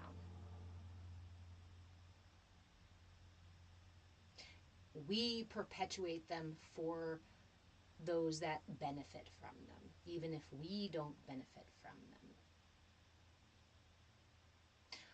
I strongly advise you, and you can leave this or take it if you want, but I strongly advise you to turn away from anybody who tells you don't question anything. Exactly, John. The system is also the us, though. Which is where I hope to push that message, right? I hope to amplify that message. Because most of us say, I am powerless. I am not part of the system. I have no ability to affect this world or other people or the way things work. I'm just small and powerless, right? Right? Mullah Cookie? But those that benefit from you feeling powerless would have you continue to believe that you are powerless.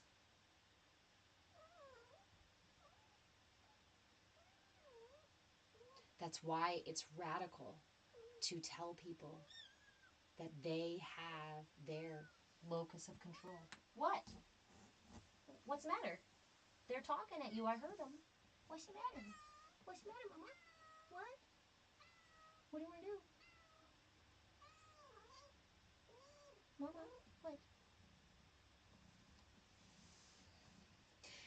And that is part of why social media hides my content. That is why the AI watching the algorithm says that my content is low quality or violates community guidelines. You mean me sharing mudras? You mean me sharing breath work? You mean me sharing this idea that your captain is actually inside of you and your locus of control is squarely right here, and when you learn to take the wheel, you can drive this fucking machine. The big one. We don't need the push and pull of capitalism. We don't need the push and pull of infighting. We don't need to extract energy from finite resources anymore because we fill our cup with the infinite resource that is intended to carry us through life. Gigi, why are you out here telling people they have the answers within, huh? Because I spent all of my life being told that I don't have the answers. And I spent those 12 plus years in college fucking confirming the shit, not all of the shit I already knew, right? I'm not that arrogant to think that I knew absolutely everything. But there were things that I knew that I sought to confirm by studying. And I confirmed them. And when I confirmed them, I went, motherfucker, I knew it. And yet I was told that my inner knowing, your inner knowing, is wrong. You can't intrinsically know something. Intuition is just a bunch of bullshit. Manifestation is just some da da da da. Well, argue for your limitations, and indeed they are yours. argue for your limitations. And indeed, they are yours. So, if you're powerless, you're powerless. If you have no control over your world and your life and the greater reality, okay, then you don't. If you are a victim of your circumstance and you can't do anything to change it, then okay. And you know what? I don't shame you or judge you for doing that, for choosing that. Because there are lessons and gifts within that experience too. I personally really struggled in a state of suffering. I didn't enjoy it. I fucking don't like it. But if you can soldier on and your experience is to choose suffering in this lifetime, then hats off to you.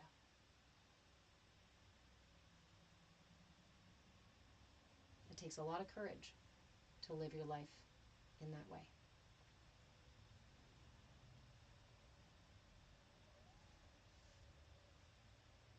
Just reaffirming, yeah. That's what self-fulfilling prophecies are. I can't do it. I'm going to tell myself I can't do it. And then I'm going to attempt to do it. And then I'm going to say, see, when it doesn't work out. How does that work? The brain is self-confirming. Remember, the brain is more the engine or the computer in your vehicle, not the captain, not the driver. The navigator is the higher self. This system is the vehicle. Stop letting the steering wheel drive the car, bro. Sorry, I just broed you guys. I didn't mean to.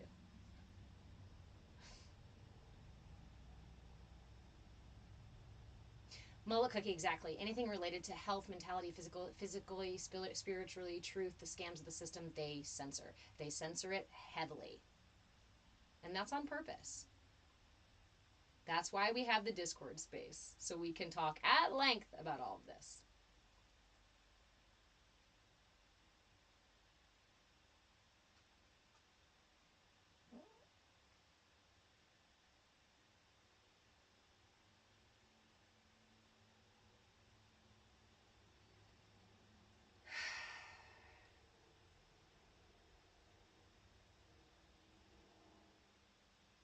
The thing that breaks my heart the most.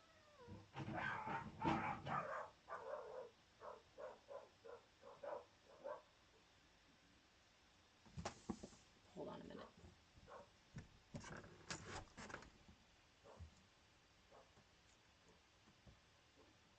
They're okay.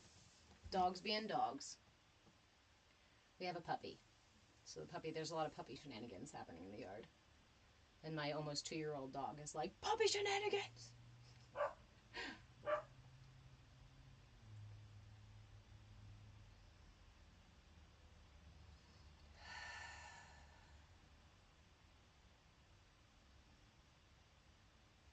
Exactly, Gigi. How can they control you? How can they harvest your attention currency? If you have the ability to sit back and go, well, is this really for me or not? Again, we talked about like media manipulation a little bit earlier, right? And about the way that, let's say it's that burger commercial with the low cut top and the sexy burger commercial. What does that burger commercial do? It skips your prefrontal cortex and accesses the more primitive parts of the brain, the emotion centers, the pleasure centers. Our needs and desires are more baser instincts. And they do that on purpose. Now, you can just allow that to happen and be puppeted and let those things trigger your desire, and then you drive to the drive-thru and go have that burger, but maybe it doesn't feel good for you. Maybe it makes your stomach fucking hurt, right? Maybe it actually makes you sick. Who knows? But maybe you keep going and getting that burger. How many ways? Think of another analogy. How many ways are we doing this in our life? I keep going and doing the exact same thing that is destroying my health.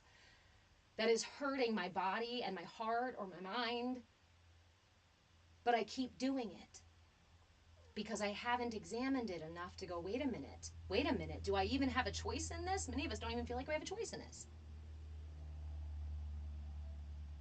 Oh, Gigi.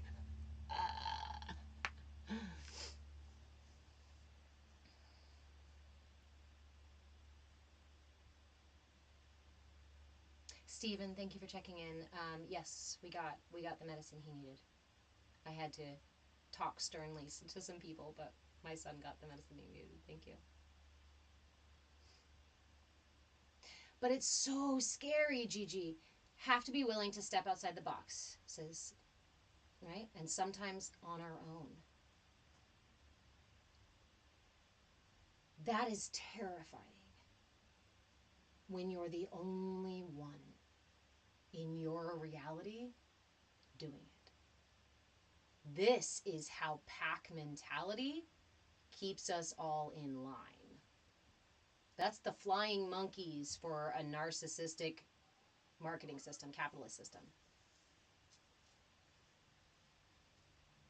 It can be really scary. And again, I don't judge or shame anyone for being too afraid to step outside the box. I don't. Because I know how hard it is. It's also why I would never push somebody on the path of coming home to yourself, of working on yourself, of samadhi or enlightenment or self-actualization. This stuff requires a certain degree of courage that isn't automatically within us, that sometimes we have to cultivate a little bit.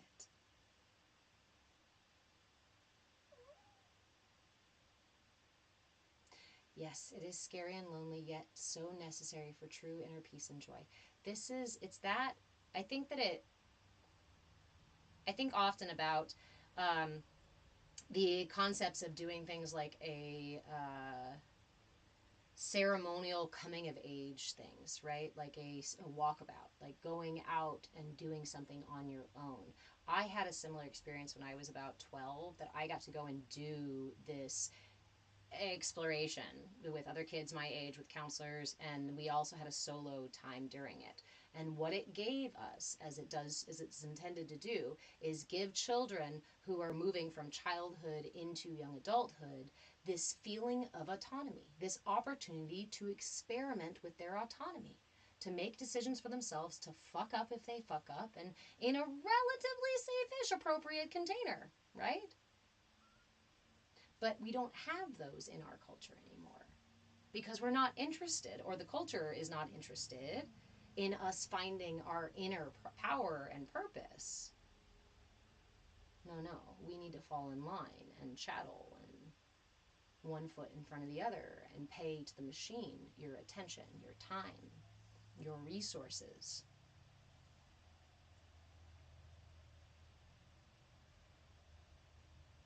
Your energy feeds that machine. And your energy is being intentionally harvested, not just by social medias and the ads and the whatnot, but by the very people around you. And I'm not saying that to make you like just run away from everybody in your life. I'm saying that so that you can be aware of how you are siphoning energy off of the system and the people around you.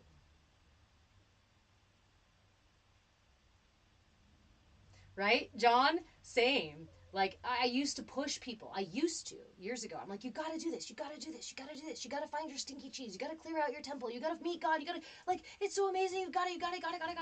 But I was siphoning energy off of the people I was trying to help because I didn't feel confident or secure in myself yet.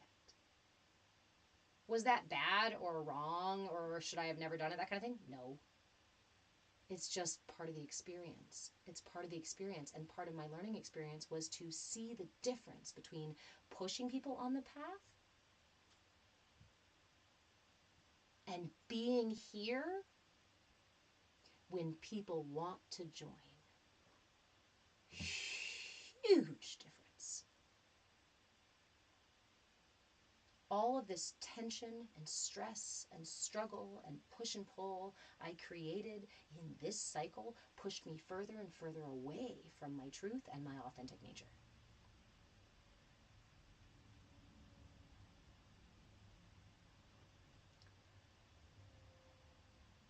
We are conduits for divine energy. Everything in the universe has this divine energy that flows through it, has its life force that flows through it. Yes, we can even, if you want to go to the science stuff, we can even measure it in the body. Okay? I like to call this the God particle. I like to call this the spark of divinity, right? We all have this flowing through us, this flame, this spark within us. It is through this channel that we access the infinite source of energy. Food is a perishable thing. I eat it, it digests, and it leaves me. The day and the night,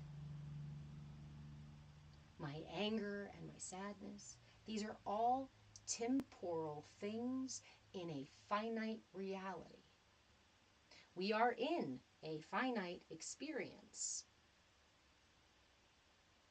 but we are not finite creatures.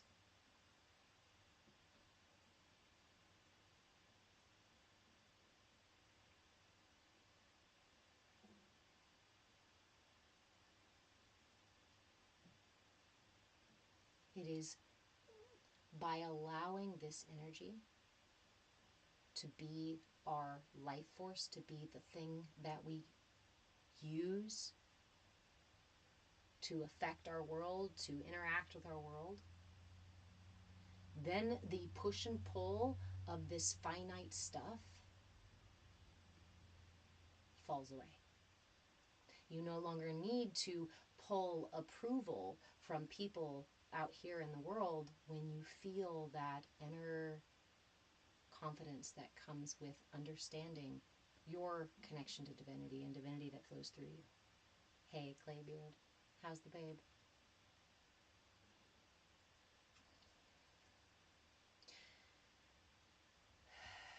Gigi, I felt that same thing, of being lonely even in a crowd full of people. But I sought it out because I thought within that crowd, within those other people, was what I needed. Because I thought I was supposed to.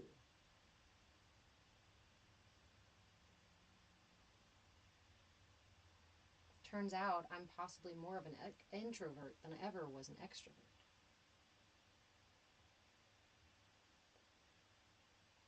Good, I'm glad to hear it, Claybeard.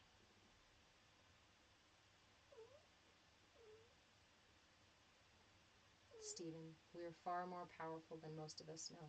Yes.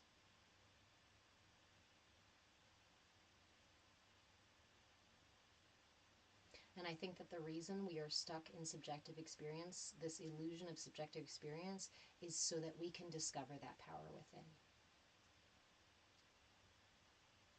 Is so we can find the divinity within ourselves.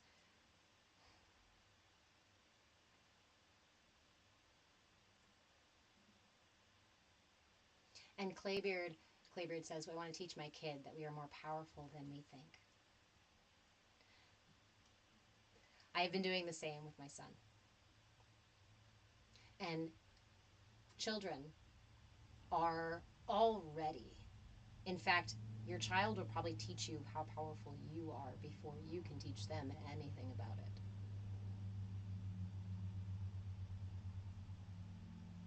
If you want to see divinity in its full expression, God playing in the world, go talk to a 2-year-old or a 3-year-old. Listen to their fanciful stories. Laugh with them. Crawl on the ground and examine the ants. Put your face in the cat's fur, even if it makes you sneeze because it feels fun. Curiosity and willingness. Playfulness. It is that stage of our development that we don't have our ego sheltering all of this yet.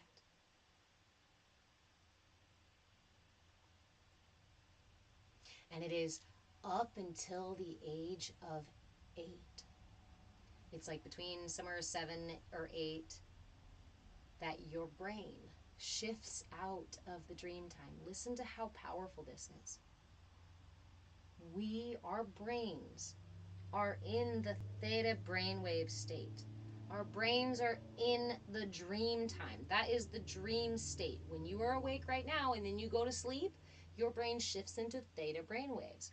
Children remain, hey Martin, in theta brainwave state until about the age of 8.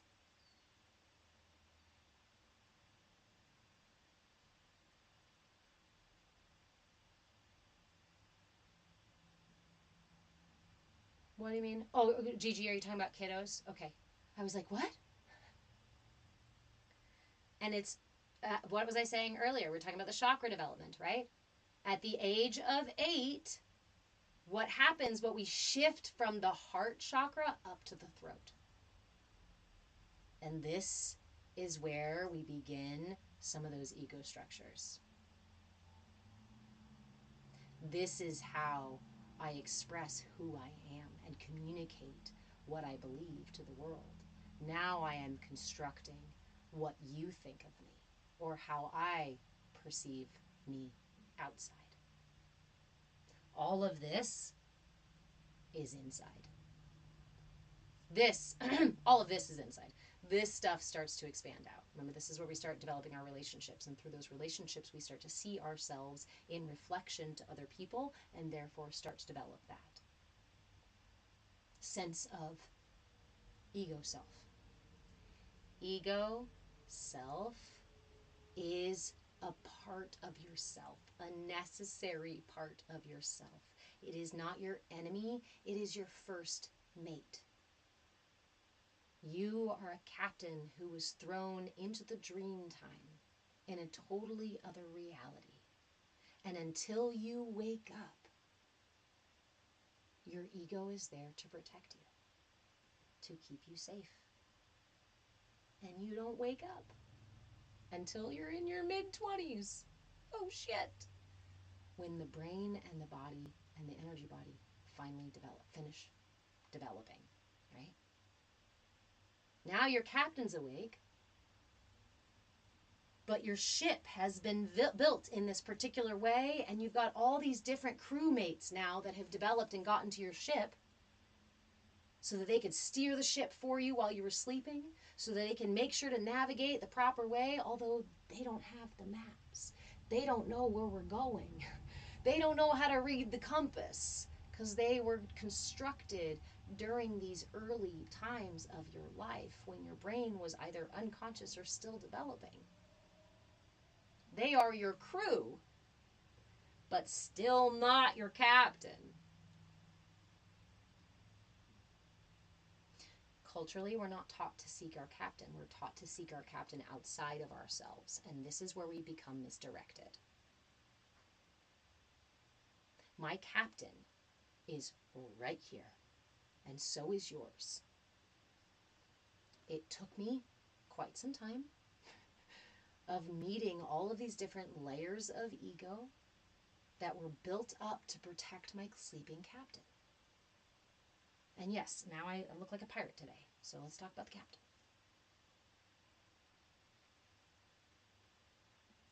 Your captain is waiting for you. Your captain will not yell. Your captain will not push and pull you. Your captain will sit and wait until you are ready to listen. Your captain is too wise to argue with you. If you are arguing, it's your ego. It's these younger, immature, crewmate part of yourselves.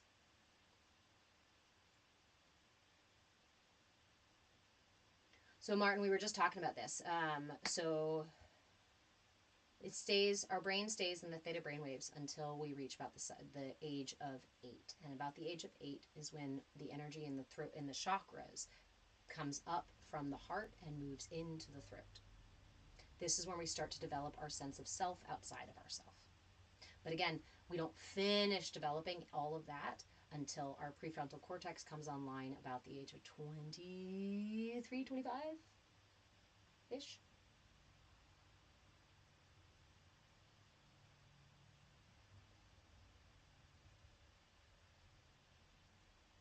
Most of that, even after your brain comes back online, right? Even after your brain comes back online, even after it's online at the age of 8, you are still somewhat unconscious in your development. Are you more interactive with it? Yeah, totally. But why are teenagers so impulsive? Because their decision making, their higher processing of complex decision making doesn't function yet. It is my favorite snarky thing to say to teenagers who are being obtuse. I go, honey, it's okay. Your brain's not even developed yet. I don't say it to be mean. Playful. But so I want you to take that and recognize that it's an opportunity for you to develop a relationship with these parts of yourself instead of judging them, or instead of acting like they're your enemy,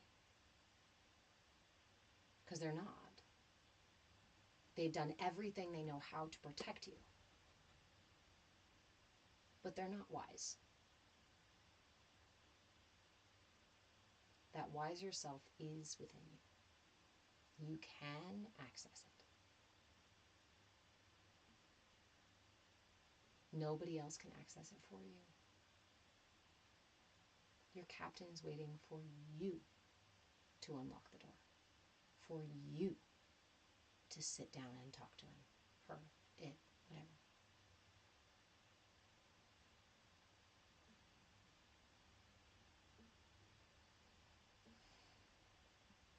You wouldn't let a toddler drive the car, and yet we throw a tantrum when we don't get what we want. Or we go into a rage fit when somebody cuts us off in traffic. Or we have a meltdown when somebody doesn't like us.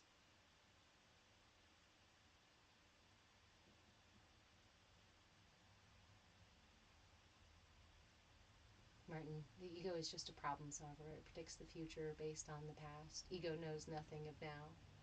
And that's where the captain is waiting, in the now. The captain is always in the now. Always here, always ready. But often underneath layers and layers and layers, protected by layers and layers and layers of security guards.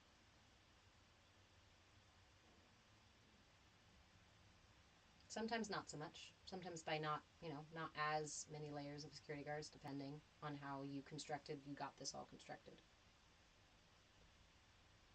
But the process, hey Zach, the process of coming home to yourself is the process of developing relationships with yourself.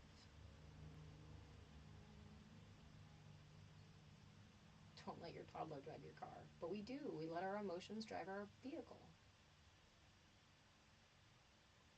We let the immature parts of ourselves control our life. Or we give up control to somebody else outside of ourselves who doesn't know anything about our truth or anything about our true purpose.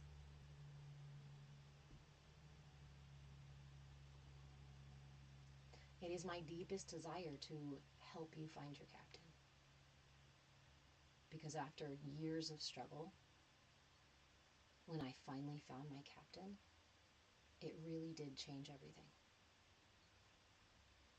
And I used to teach, and I used to coach, and I used to do these things from an anecdotal, from an informational point of view. I've got the books, I've got the information, and I can reiterate it to you. I can tell you all about it.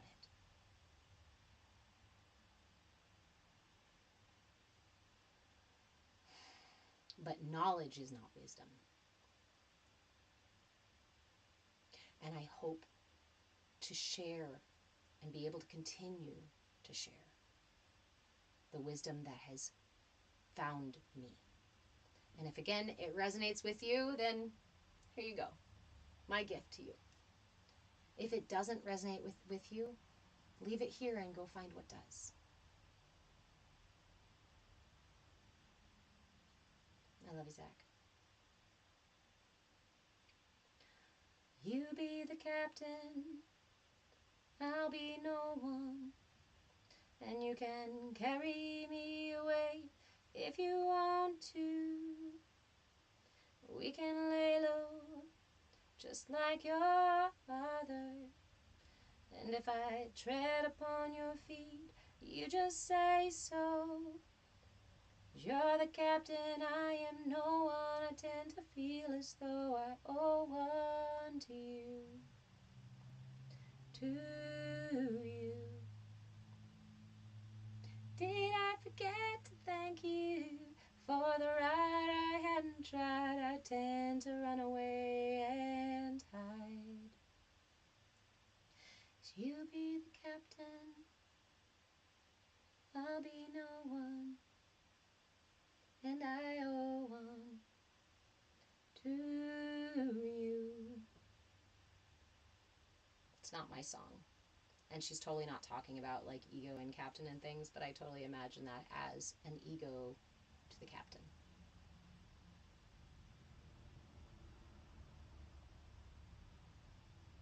Let me suspend my need for control for a moment and just let you be the captain that you need to be, that you are. The ego wants to be right. The brain wants to confirm.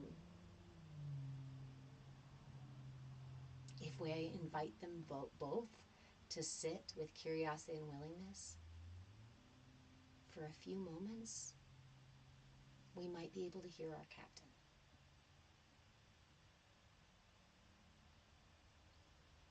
And we may not always understand our captain either, because the captain is wiser than the ego. And if we've been living in ego for so long, the captain may feel a little bit strange.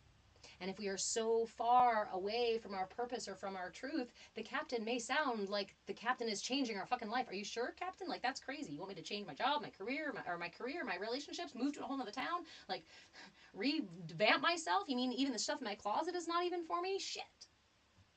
We may find ourselves there, and that's why it's scary to look outside the box.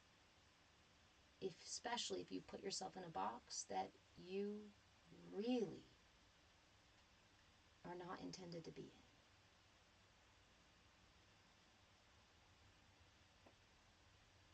But it's that process that is important for this growth. It's like the idea that like tension creates the opportunity for growth, right?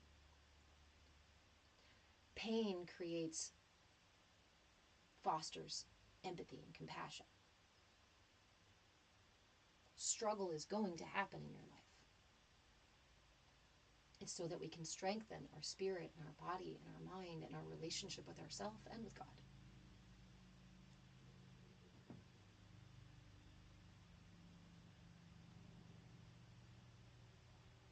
But it is not our perpetual state of being.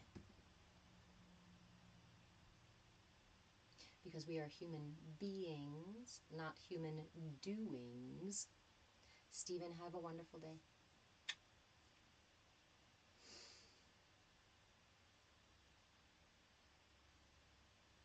Oh, I want to get going? I thought you were going to get going.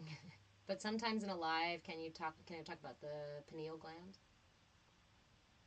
Yeah. I do have to get going. Did you hear my what's it called? My belly rumbling there? Hey, Thor, how are you? We're just shooting the shit.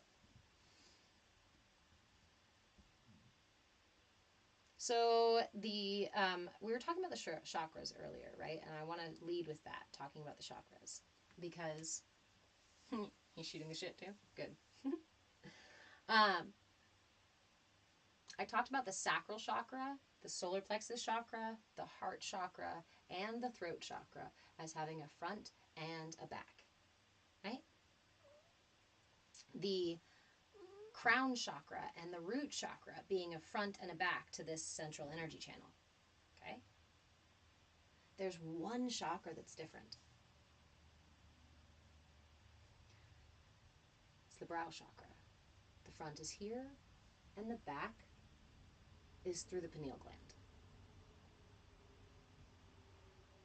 You can go really far down a rabbit hole about like sacred geometry and the shape of the pineal gland and its purpose and these other things. And while I've read many things, I'm not going to pretend to know anything beyond my experience. The rabbit hole is forever. It's forever. It's infinity. But what I will say is that the clarity of this channel will dictate how clear the communication is between ego and higher self.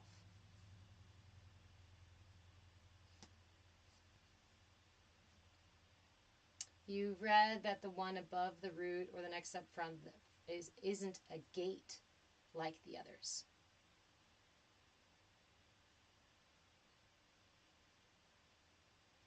What do you mean? I don't refer to really any of them as gates, so you might have to elaborate a little bit.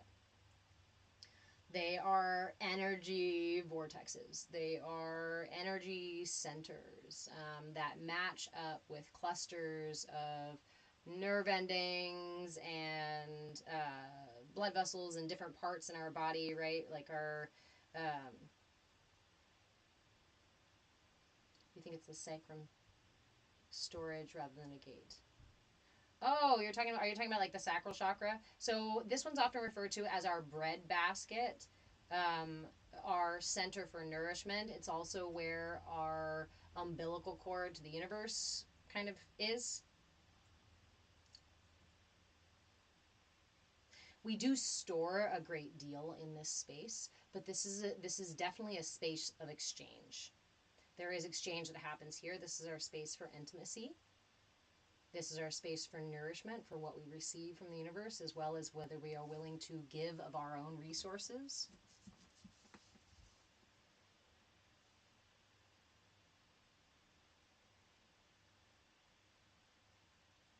Yes, but all the chakras are like that too. All the chakras have a give and a take, right? The will center is my ability to act upon the world. But it's also my ability to receive criticism and receive other people's will without feeling offended or belittled by their action. All the chakras give and receive. There's a front and a back to all of them. Here to here, it's directly parallel to the finite universe because this is our interaction with our finite reality. Nurturing our will, our compassion and connection, and our expression. This is the midpoint gateway between higher self. This is the pathway where you're going to be talking to your captain. Top of the head and the bottom of the root, pelvic floor. This is the channel through which that divine prana flows. That prana gets expressed through these chakras in our finite reality. This is an infinite source. This flows through us from an infinite source. This transmutes it into finite reality.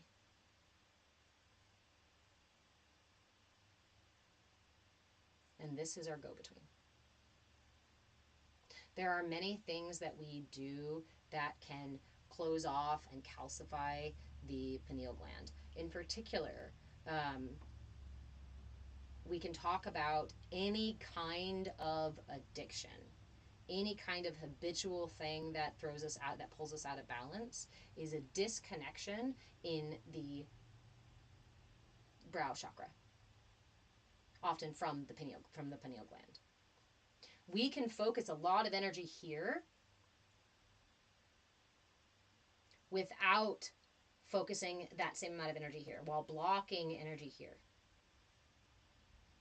So this is the experience of I learn something, but I don't integrate that thing.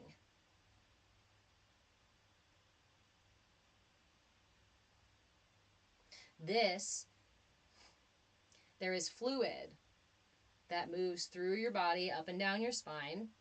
This is where we talk about Kundalini energy rising from your pelvic floor, up your spine, and up into your pineal gland. Yes, into pineal gland. That is the rising, the connection of our authentic truth, of our expression of divinity as it flows through us. Like, if we stand in our true authentic power, we are enlivened through that prana. We are risen with that prana, and that we integrate our higher knowing and higher understanding and the messages we receive into that experience. Nova, have a great time in class. Sounds good. I look forward to it. So, and again, what does that do, right? So if we're disconnected here, what is addiction? Any kind of addiction stuff is a pulling, siphoning of finite energy from a finite reality. It means a disconnection from our infinite source of prana. What I see more than anything else in the world today is a disconnection from the infinite source and people fighting over finite resources, external resources as well as our very own resources.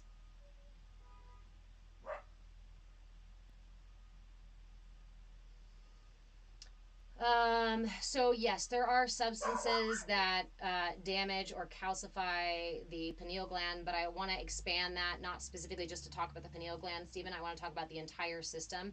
There are foods, substances, energies, basically energies that can gum up our system, dampen our senses. For example, alcohol. If you are drunk as a skunk, it's harder to connect to the higher stuff, because it dampens your system. It changes your vibration.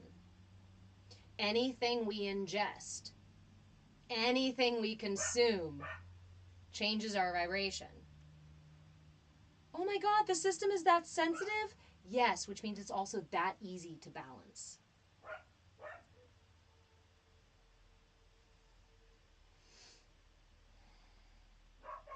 Ooh, Thor. I want to talk to you about that a little bit more, okay?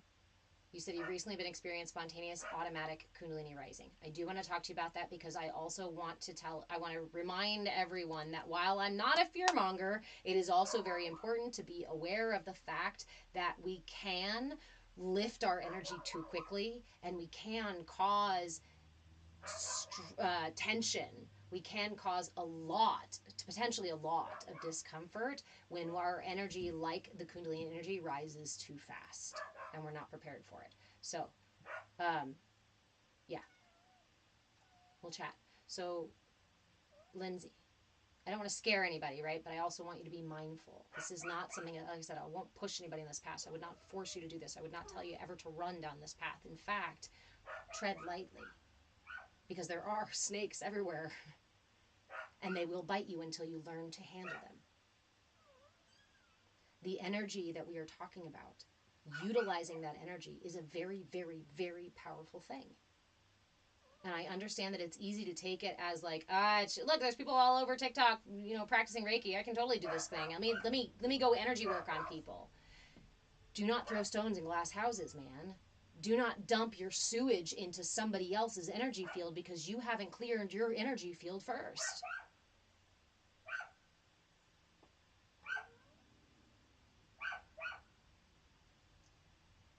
So,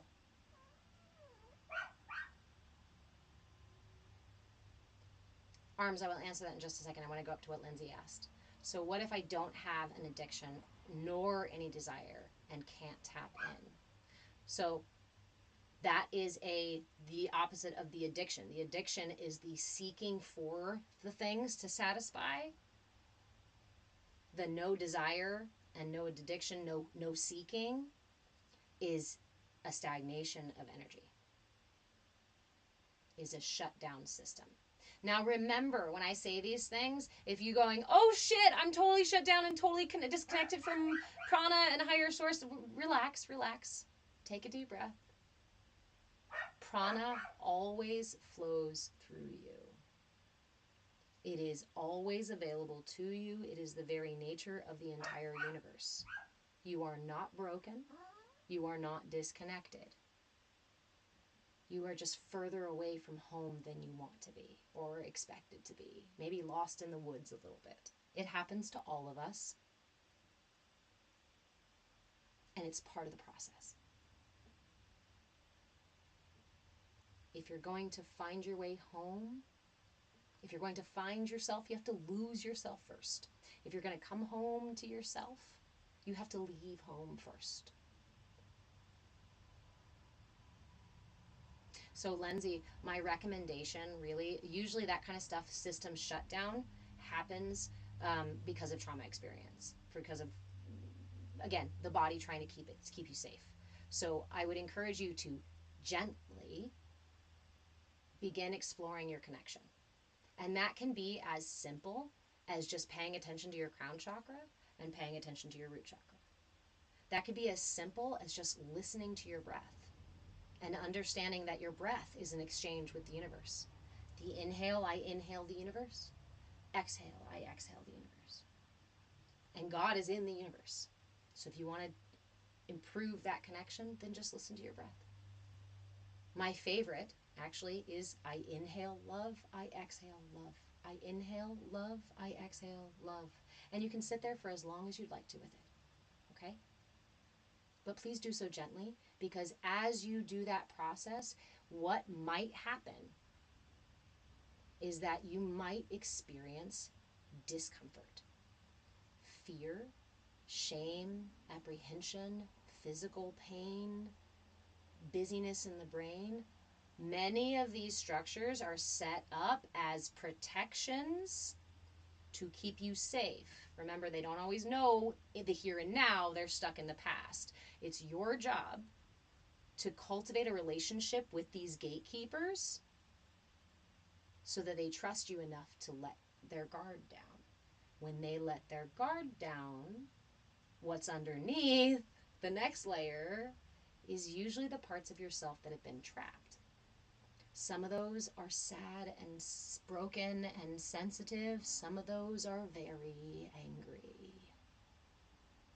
So I encourage you, if you're doing this work, please do this work with someone that you trust, someone that you feel safe with. If you're doing this work all by yourself, that's okay too.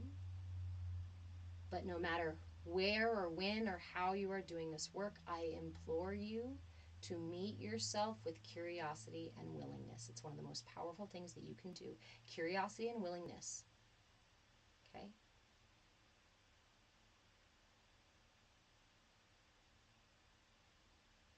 You deserve compassion, especially the parts of you that have been told that they weren't worth it, especially the parts of you that have been locked away and afraid to come out. Those need your love and compassion more than anything else.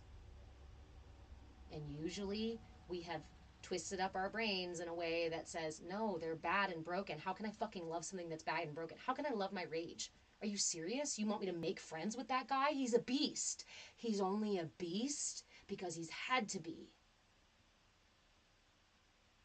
You can't heal what's not broken, what's not in pieces.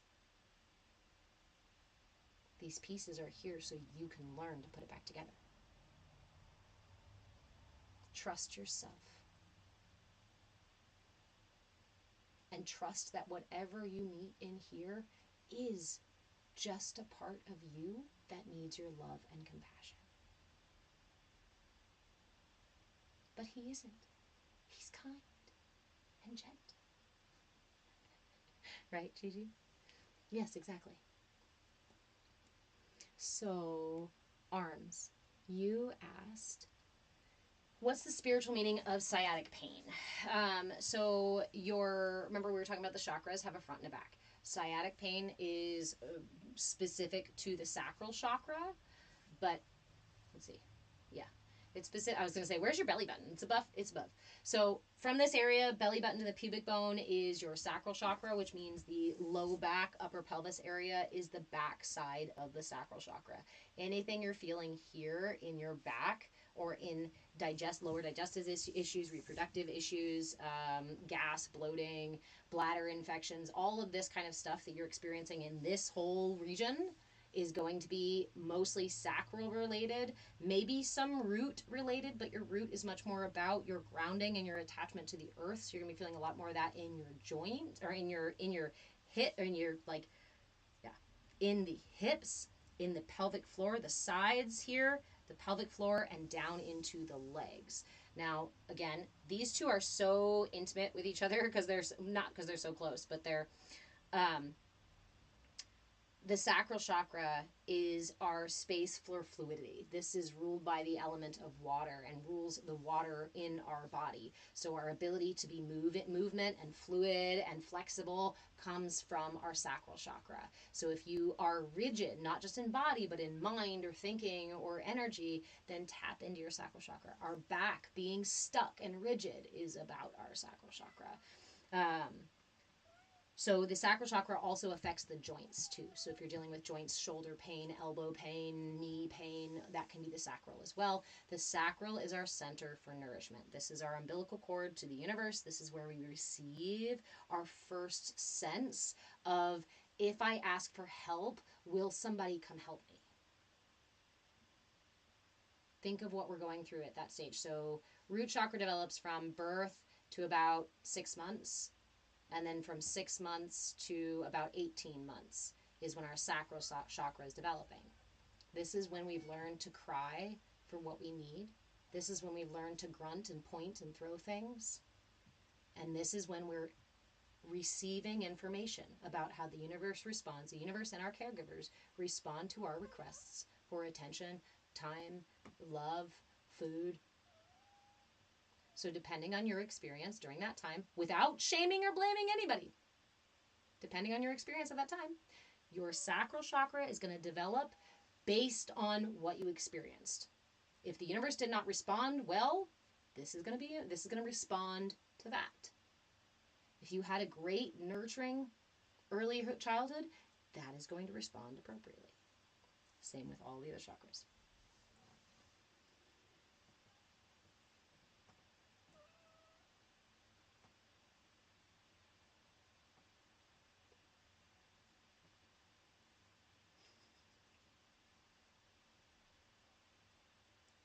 Oh, Gigi, yes, please. Can I add from the secret language of the body? You are very welcome. This is why I have, so again, you guys who know me, I have been working with energy since I was a little kid. I was tuned in really early, and just was really vocal about it, and was luckily, my family has a lineage of energy work. We've been practicing energy work for generations, and when I started talking about it, my mother gifted me that energy work and that lineage.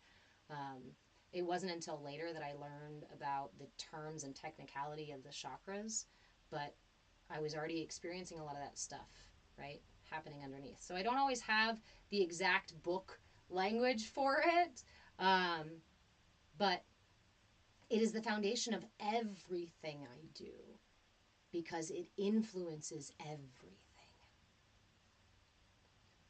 Gigi, sciatica, feeling such in the past, worried about your survival, money issues, unresolved feelings of inadequacy from childhood. Interesting. I should get that book and read into it because I like to look for the overlap between different theories. So stuff in the back, remember we talked about how the chakras have a front and a back, yeah? Stuff in the back is going to have more, like you said, to do with the past, but it's often stuff we're just not looking at. It's not paying attention. This is where our shadow self follows us around, and the shit we carry from the past happens here. The more we ignore it, the more discomfort and stress and pain and things, imbalance we're going to feel in the back. But the energy body, the stack of stones, right? If you take a stack of stones, the top one is the physical body. anything out of alignment underneath, and the top one shakes. If you keep just treating the top one, you're only going to treat the symptoms. The energy body is not the bottom stone, but it's pretty damn close. Because we have a larger bliss body or spirit body that exists around that energy body that we usually can't access. In our conscious state of reality, we don't really get into that place consciously.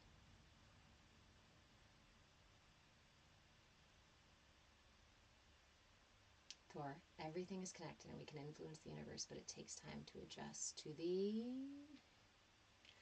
It takes time to exercise your autonomy. It takes time to understand, to learn the ropes, to build the muscles, to learn. I mean, it's like riding a bike. You got to learn to ride a bike before you get on a fucking bike and go sailing.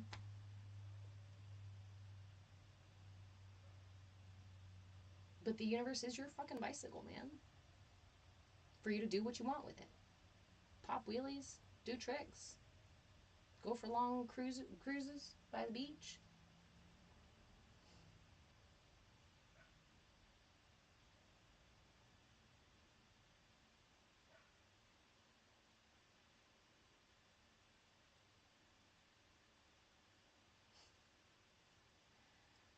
Thor, I have coined the term. I've decided that I'm making up, and I need to call Webster.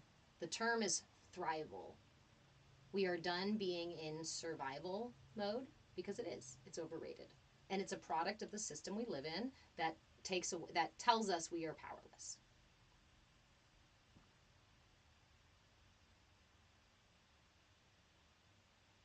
We are ready to thrive.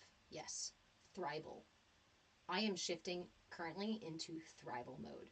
If you would like to join me in that, please come into the Discord, grab yourself a membership if you'd like personal time with me so that we can work on how you can get into thrival mode. Okay, good. Thrive. Yeah. Thrival.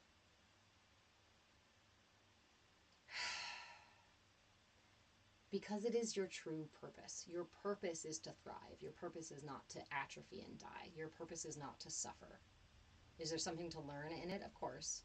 There's always something to learn in this reality. Something new to experience. But to learn something new, to experience something new, we have to forget what we already know. So if we are drops in the ocean, this part of the huge everything, right? Energy never dies, it only transfers. Therefore, if there is energy that brings me to life, that gives me life, that flows through me, when my body, finite resource, dies, that infinite source of energy carries on. You can call it reincarnation, you can call it whatever you want to. But that energy shifts and transfers.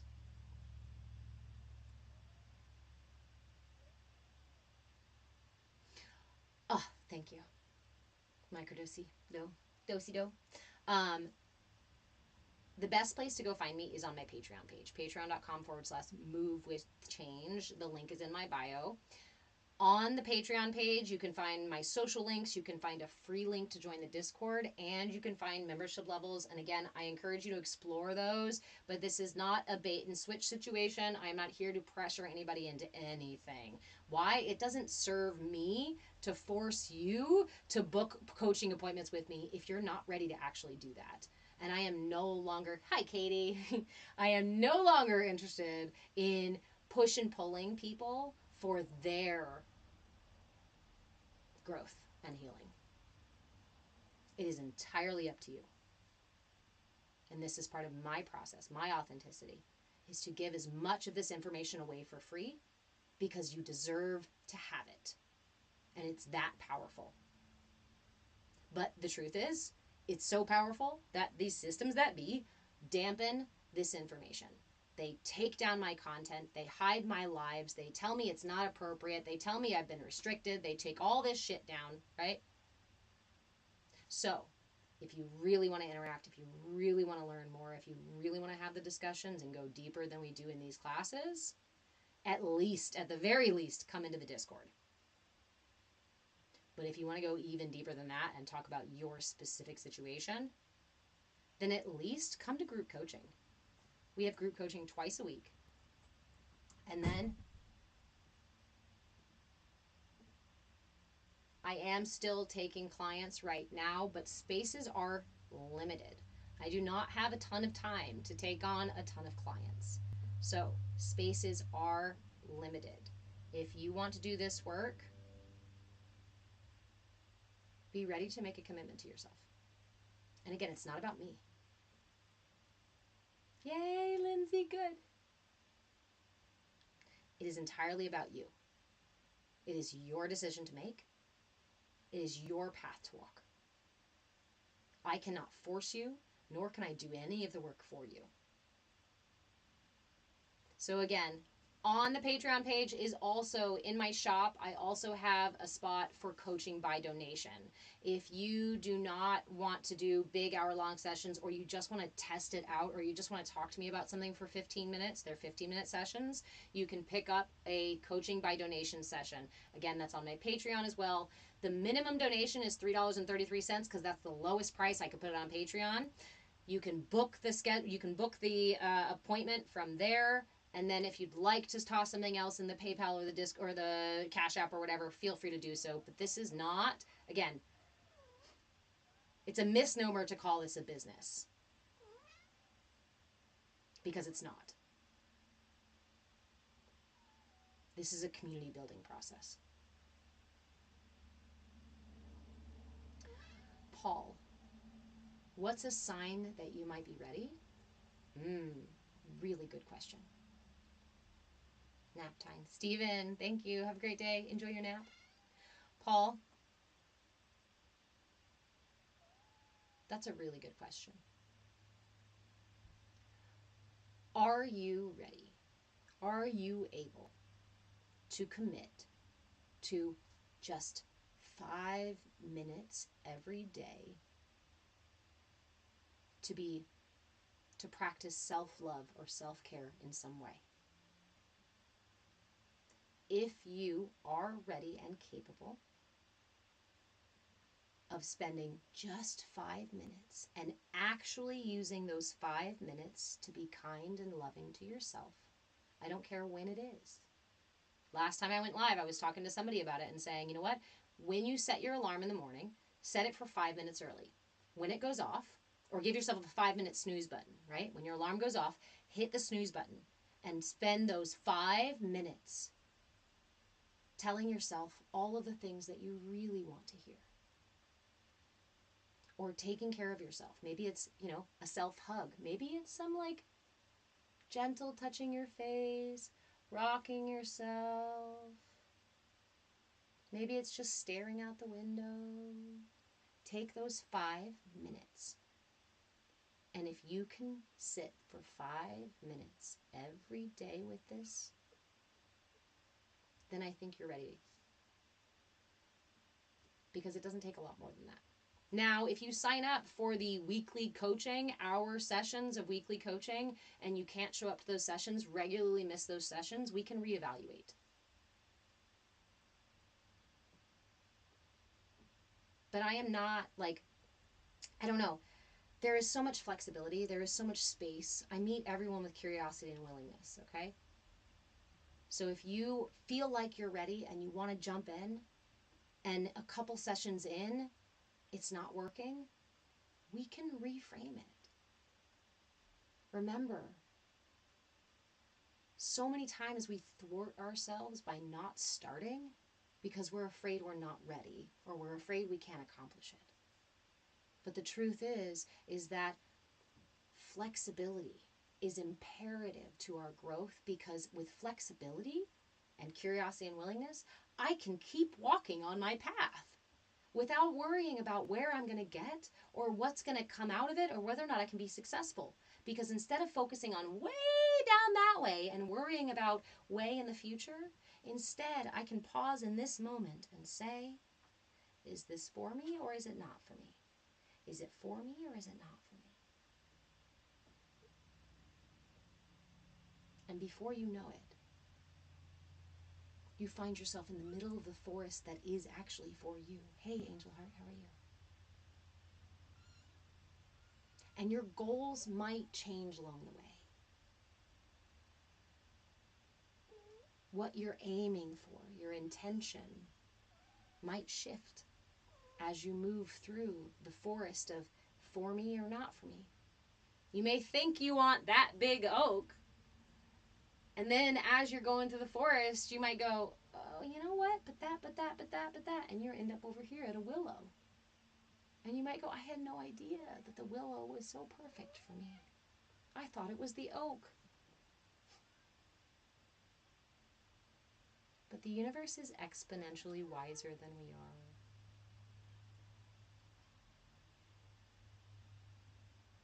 So how do you let the universe guide? By meeting it every day with curiosity and willingness.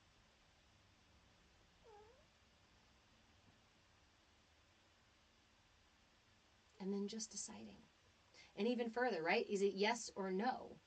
Also, another question you can ask yourself, is this inclusive or is this exclusive? Is this inclusive to all of my parts? Is this inclusive to my truth? Is this inclusive to the people I care about too and to my reality? Or is this exclusive? It's like asking, is it self-centered versus selfish? Self-centered is inclusive because self-centered is similar as authenticity. It is love for self and other. It is awareness of self and other. Selfish is just worrying about me, only me, fuck everybody else and what effect it has on the world. That is not alignment with your authentic nature. Authenticity is not arrogant. If somebody is being belittling and whatnot in their authenticity, they might be misaligned. But also, your reception of their authenticity might be misaligned. When you begin taking responsibility for yourself, every trigger, every thought, every feeling, every choice, you have to start realizing that every reaction is a reflection of you more than them.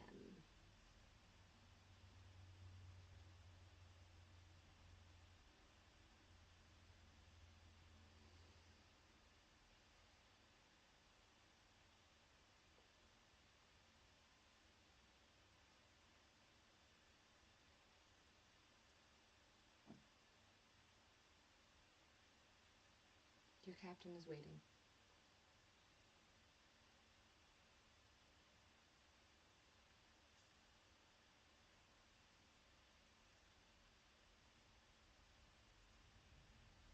And your captain will wait as long as it takes for you to listen, for you to be ready to work with your captain instead of driving your ship all over the place willy-nilly into rocks and into storms and into the unknown and shores, distant shores that have nothing to do to serve you. Nothing for you. But we are so used to, we're taught by our culture, take what you get and don't throw a fit. Beggars can't be choosers. Accept your station in life.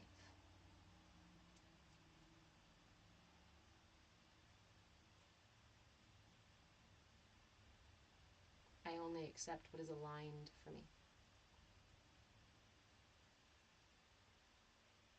Everything at my feet, in front of me, and around me is a potential gift. So my question is only, door number 1, door number 2, door number 3. Which one aligns with me? And that is the one that I choose. And I walk through that door and, hey, maybe on the other side I go, oh fuck, that was terrible, that's not for me. Go pick the other one. This is your adventure. This is your choose your own adventure book. If you need to fucking go to the end and see what happens and then mess around, go ahead. But recognize that you have the tools for navigation. Oh, yay, Billy. Paul, I have found it to be an exciting adventure. It has always been an exciting adventure for me. Scary sometimes, absolutely, but when you go on an adventure, sometimes you run into struggles. Sometimes you run into difficult things. Sometimes you find cliffs and monsters and traps and things like that. That's the adventure. But we want smooth sailing, sunny rain the entire way. Really, what would there be in that? What would there be to learn in that? I know, Lindsay. It's been hard to see it as an adventure. You too, Star Angel. Lindsay, since going down the road of searching for my truth, my foundation has crumbled and my life flipped upside down. And this is why, again, I will say I will never push anybody on this path because there's the potential for great upheaval. I love you too. There is the potential for great upheaval. And this is why I'm building the community space in the Discord. And why I hope to one day find somebody who wants to trade services and help me build an app so we can actually have our own private space, not on a public Discord, whatever. It's a private server, but still it's Discord. I want to create our own container, our own temple. And that's what the Discord is. The Discord, right? This is our outreach program. This is our channel. And then when you come to the Discord, you're in the courtyard. The courtyard, where we can come and go, the public can come and go, who sees the channel and wants to interact, they come to the courtyard. Within the courtyard is our, I don't know, whatever you want to call it, our deepening layers of the Sangha.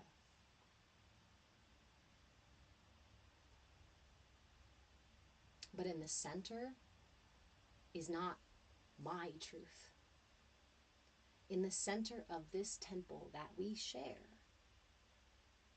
is your truth, and my truth, and your truth, and your truth, and your truth. That's the nature of truth. Dynamic, expansive, and ever-present. And for each and every one of us. Lindsay, I gave up everything I ever worked for and now live in a camper in the middle of nowhere, just learning to stop resisting and surrender. There's this idea, we talk about karma and dharma. I need my other pillow back. I'm going to talk about karma and dharma here for a second.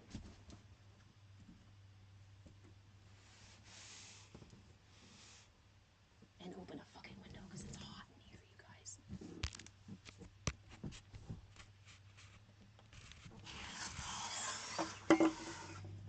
Okay. Karma and dharma.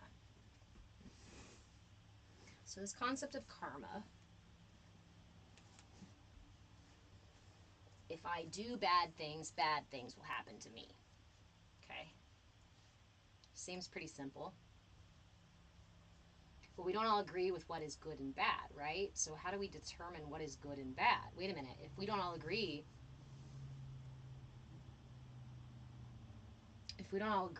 on what's good and bad, then how do we determine whether or not we're acquiring karma?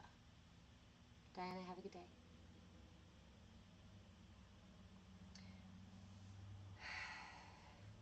That's where we get into dharma.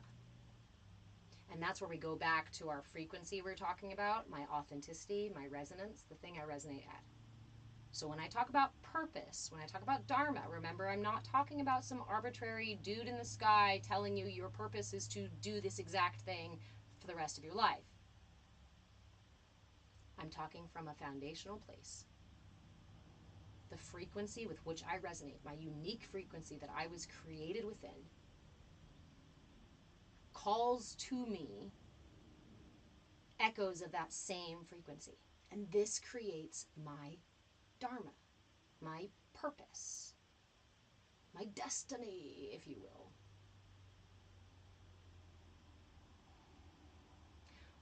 When I step outside of that resonance, when I deny that truth, that authenticity, and I walk away from my path, aka started trying to align myself with things I don't really resonate with, then I start to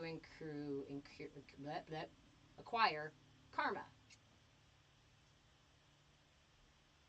The more misaligned I am, the more karma I am generating.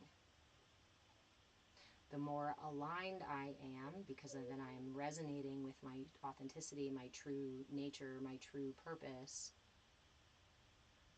This is the point at which we begin to shed karma.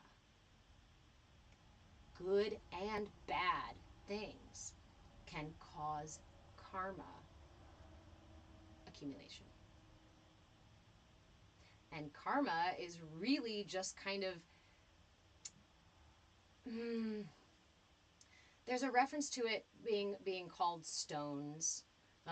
We can, from an energy standpoint, we look at where we store karma in the body, and it can be a lot of different places.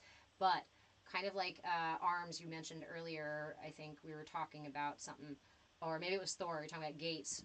I think it was you talking about gates and storage. In our pelvic floor, we store a great deal of our karma. So karma actually translates to, it's like to act. Karma is like any sort of interaction you're doing has the potential can garner more karma. The only way to not collect these stones of karma is to be in a resonance that does not create tension. These things get stuck because of tension. Again, imagine the channels like a straw or like an instrument. If I'm playing my instrument as it's meant to be played, just like two chords at the right note will resonate with each other. When I am in tune with life, then things do not get stuck in my system. My system is open and aligned and expansive, just like a music note. When I am not resonating at that frequency and I am misaligned and I'm flat or I'm sharp or I'm whatever, that tension starts to get things trapped and creates rigidity. Heavy-handed, thank you. Because I was like, no, because action, the term action in Sanskrit is kriya, right? Kriya is an action.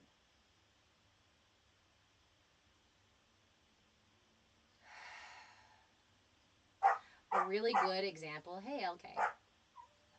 A really good example of this actually is from the Bhagavad Gita. Bhagavad Gita. I always trip up on that word. Where Arjun, a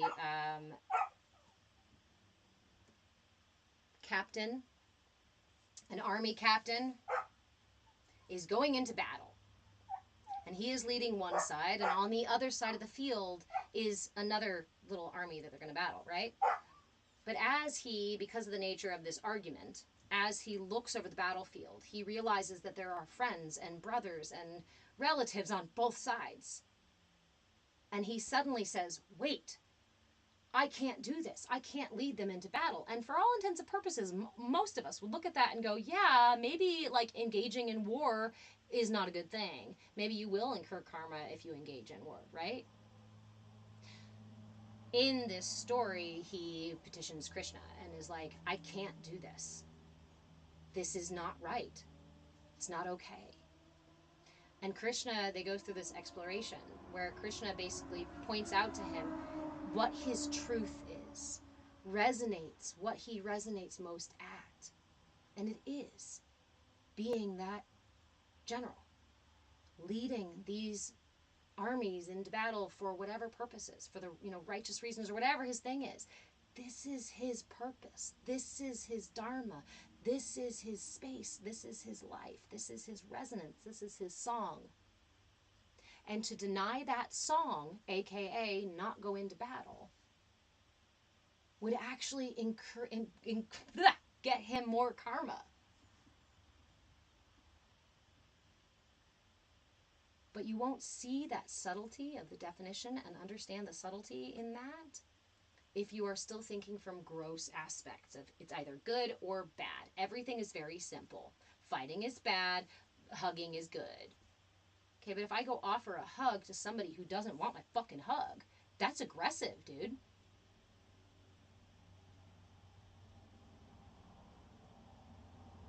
It's important to recognize and explore these subtle layers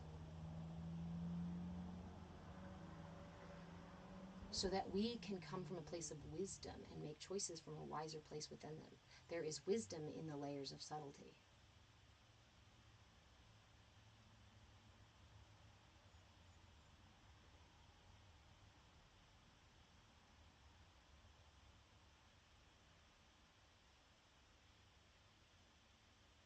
But it's also a house of mirrors inside the self. Again, if you feel like you're ready to do this work, I would never discourage you. If you feel like you're ready to do this work, if you want to explore this path, you can dip your toes in.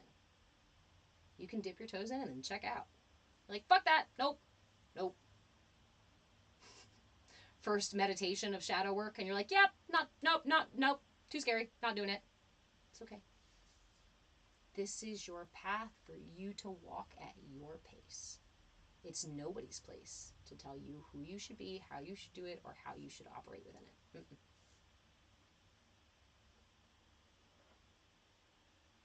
So I have come to understand the nature of enlightenment, the nature of this project, this thing of self, as, do I have a dry erase board to show it on? Probably not. As a kind of spiral, okay? So if I skirt the edge of this process of enlightenment, of my spiritual process, of understanding the subtle layers of reality, outside of the edge of this is the gross nature reality, the dualistic reality. It's black and white. I'm a singular mono person. There is God outside of me, and I am absolutely separate from the rest of the world, right? Like, that lives outside of it. If you want to explore the deeper, subtle layers of reality, the nature of reality within yourself as well as outside of yourself, you can come to the edge and dip your toes in. You can read stuff about it. You can go to a meditation if you want to. You don't have to meditate. You can scroll through social media and find videos and stuff on it. You can dip your toes in. My pirates just went, careful, if you dip your toes in, you might get bit by a fish. Somebody was like, yes, you can dip your toes in, but you might get caught. There is something about it that might pull you in a little bit, yeah. And you can follow that impetus or you can get up and run screaming. That's okay too. But as you continue on this path, this spiral in, it's not level. There becomes kind of a gravity. You know those things that used to be at the mall or at big, public places where it's like this big round and you put your coin at the edge and your coin goes shoo. That is the experience of the deepening layers of reality. Start here. Put your coin in. But if it starts to go too fast or it starts to feel too uneven, because you are going to feel a tilt. Things are going to change. Your experience is going to start being different because the nature of understanding the subtle layers of reality is to experience a different nature of reality. So expect for things to shift. And the deeper you go into it, the truth is, the harder it is to get out. Because you can't unlearn things. And some of these things, when you start to experience energy as it flows through you, when you hear the laughter, God laughing, when you hear your shadow self, or the first time you meet the little kid part of yourself that has been stuffed away inside your heart, feeling sad and lonely, and the first time you give them a hug and feel that relief, there is a weight to it. There is a gravity to it. And it will draw you in. Because the nature, again, of reality is to organize itself and devolve into chaos, and organize itself again and devolve into chaos. If you are in chaos, your self is trying to reorganize itself. And once you find the perfect alignment, perfect central order, there is not much happens here in order. Staying here would be stagnation. So what happens? Another layer starts to fall apart. So you can go through that whole process again.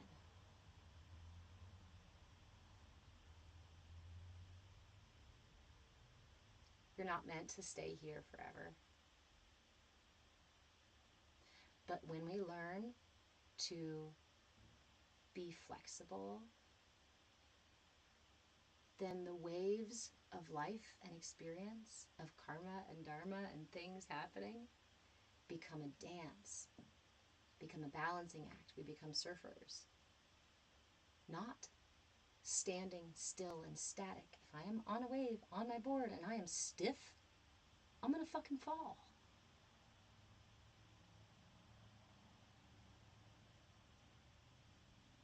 Balance requires flexibility, not rigidity. Being rigid, you will fall. I like to say, grow the roots of an oak and the branches of a willow. Ground yourself, deeply rooted in trust.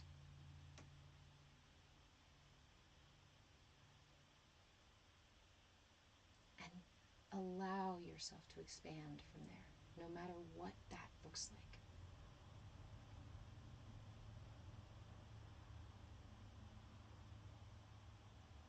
Lindsay, I feel like that's a really common, I did similar, right? Living other people's heaven, but it was my own hell. How many times I continued relationships with people who could only tell me what I was doing for them, not what they liked about me. That really classic, you're with the wrong fucking person when they can't say what they like about you. Red flag, totally ignored.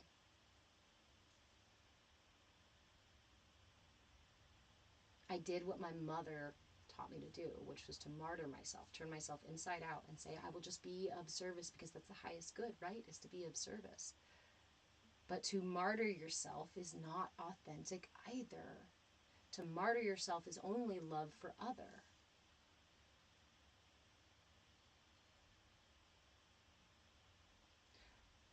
Lindsay, I want to tell you that there is a space in my heart for the things that you're experiencing right now because of my own struggles. I have compassion and empathy for what you're experiencing.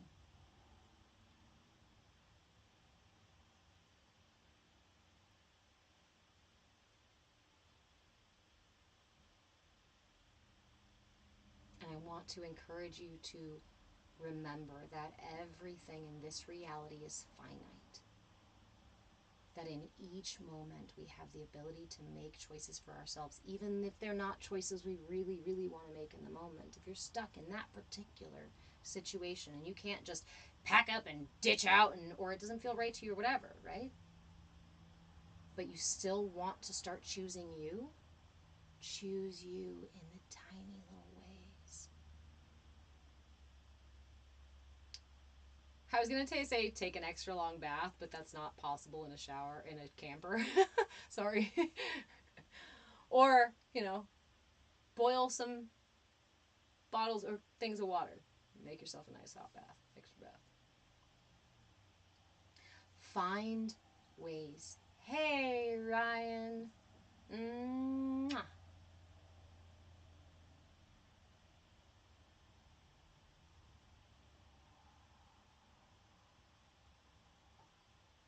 Lindsay, I'm kind of the same. I missed your face too, babe. I was just seeing your messages come up.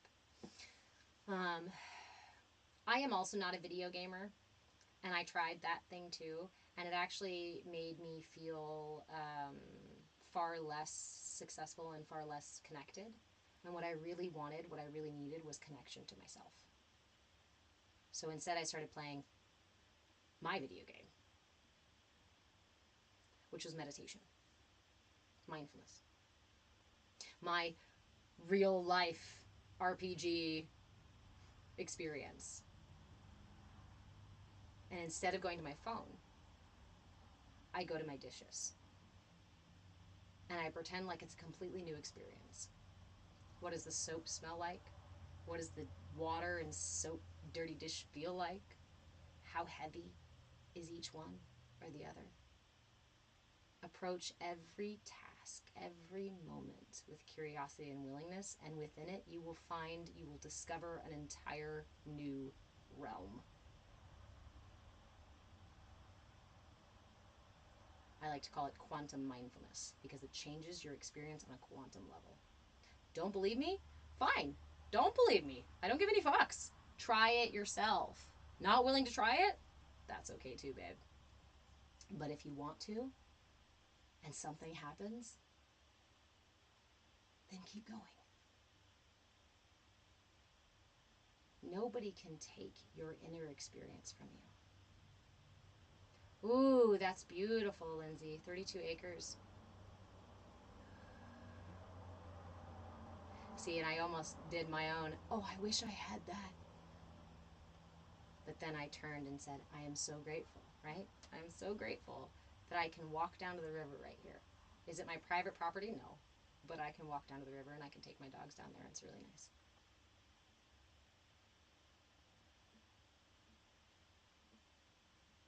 Ooh, cold plunge. Woo! Where are you right now that it's still cold?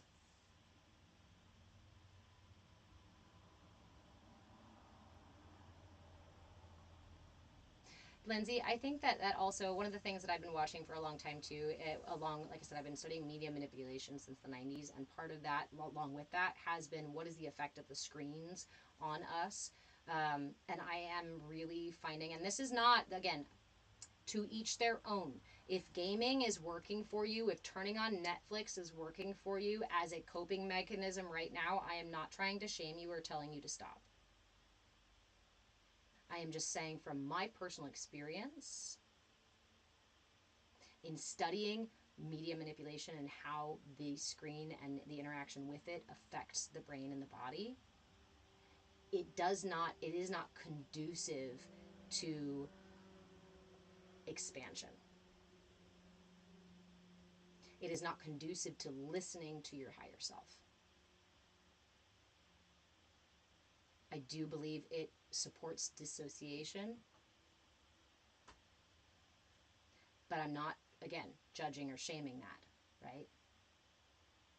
That's right, Trey. Ooh, Tennessee. I lived in Dandridge for a while. There was a really nice bridge we used to jump off of, actually.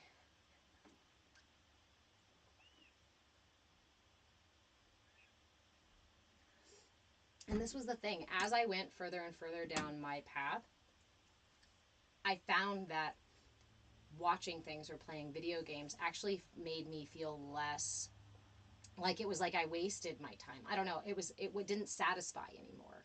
I used to be able to sit down and just watch a show. And that's what I mean about this path, guys. When you start doing this and you get into it and you're like, oh shit, I can't even watch regular TV shows now because I see beyond the veil. I can't sit there and enjoy my video games in the same way because I recognize the value in the video game that I'm actually living in.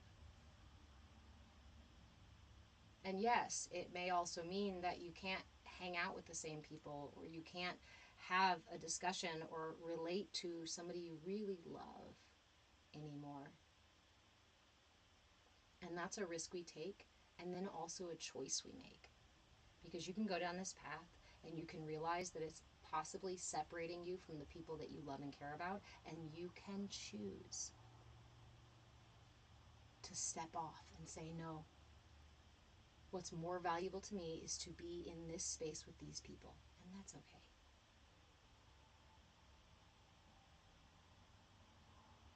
There is something to learn. There's a gift for you in every choice you make. But please recognize that it's a choice to make.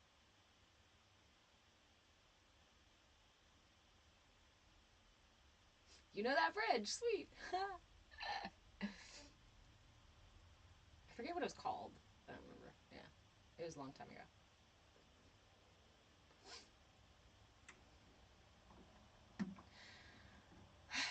All right. I am going to go make myself some food. I'm going to go nourish my body, my energy. Thank you all so, so much for sharing this space for me.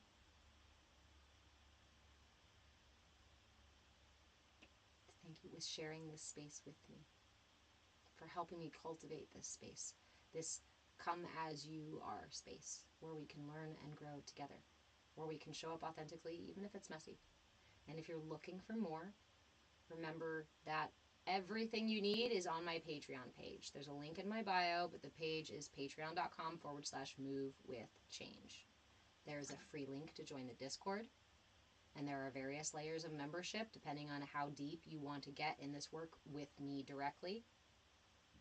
And there's also a coaching by donation option in the shop. If you want to grab 15 minutes and talk about stuff or work on stuff for just 15 minutes, you can grab those once a week. I ask that you please limit it to once a week, because if we're getting together like 3-4 times a week and you're donating every single time every week, then you need to just grab a membership, and we'll just, because it's more economical to do that.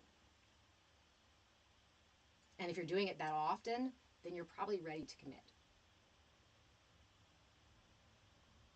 And if for any reason at any time there is a level of membership that you want to get involved in, but the $ is a lock on the door, please reach out to me, because I am not about, this is not about me becoming some wealthy fucking guru or influencer or anything like that. The only reason I am here is because I know we need each other. Because I know the only way to thrive is together. And I know now that these tools are imperative to that process. And honestly, I've been experimenting for so long with them. I am eager to give them out. I'm giving this away for free because it's that important and because I want to give it. And if y'all were here and we were sitting here over coffee, we'd be doing energy work. We'd be talking about the chakras. We'd do yoga in the yard. And I do staycation, live-in intensives. I don't do them right now, but I do have a remote intensive available. That is only available for one at a time because it is intensive. But all of those things are on Patreon. So depending on how much support you want, those options are there. And I am huge on trade. Okay, so if you have services or things that you do that you feel like you could trade, please reach out to me. And that said, I need some tech, and I also need video editing and things like that. I probably need another moderator too. So reach out if you have anything like that.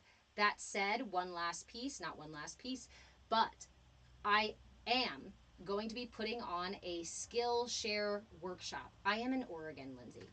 I am putting on a Skillshare workshop. It will be online. I'm trying to figure out how to do it. I'm going to be honest. I'm probably going to do it on YouTube because I can do Zoom and we can have like a shared screen and stuff, and we can cast other places. So we'll probably do it on YouTube.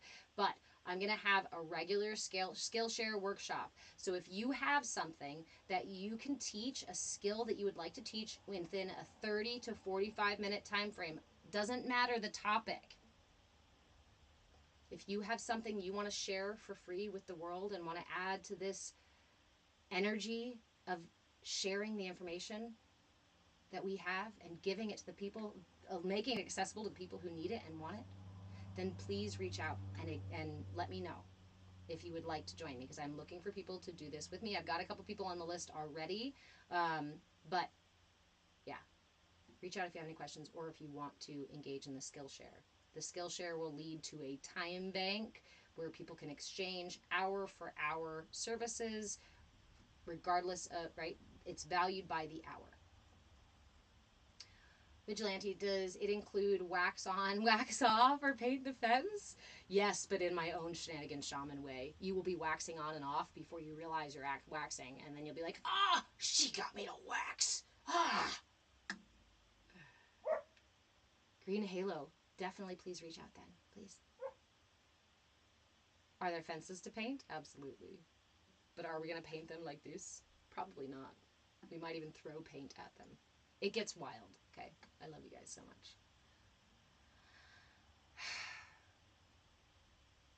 If you would like to support what I do, there is a Cash App link in my bio, and you can also go to the Patreon and either get a subscription there or make a donation there too. This is my full-time work, but it's not about becoming some top dollar influencer, wealthy, whatever. It is about getting the information out there and building a community of people who are interested in thriving, who are done with surviving and ready to approach themselves and the world with curiosity and willingness, are interested in stepping on this path, or are just interested in like dipping your toes in and seeing if you really want to go into it, you know. I know you do. I hope you're going to do one too, Vigilante. You're on my list of people who are already going to do one. I already put you on the list in my head. Zach! How come I didn't know that? Now we're going to hang out. I've got several people now in Oregon on a little different list in my head that I'm going to go visit. Okay.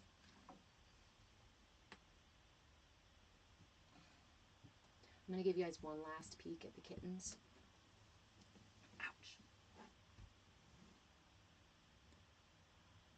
Hey, Joshua, how are you? Hi,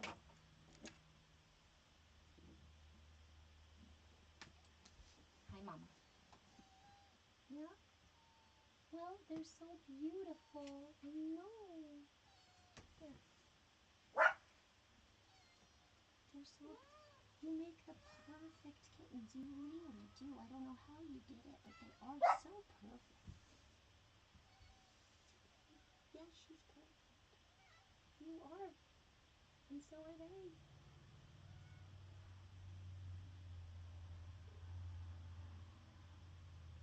They're so pretty. Yeah. Those your babies? Come here, you guys.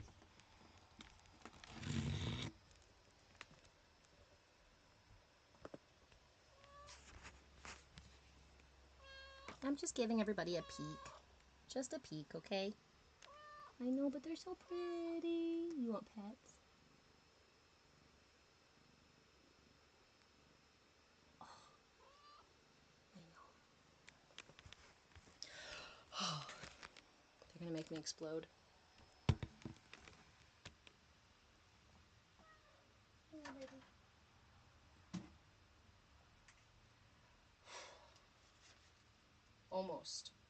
Almost more than you can handle, right? All right, guys. I'm going to be outie. I'm going to go. And I hope to hear from you soon. Friday is our next class. It's at 10 a.m. Pacific time. It is tiny yoga. 30-minute gentle chair yoga for everybody in every space. So I'll see you at 10 a.m. Pacific time on Friday morning. If I don't see you in group coaching tomorrow night at 4:30 Pacific time. Hello and goodbye from Scotland. I'd love to visit Scotland. I've been to Ireland, just briefly. But I was just talking to a friend of mine about ditching the U.S. entirely and moving to Scotland. Okay, you're right. Go eat. Okay, I love you guys. Good night, Instagram. Good night.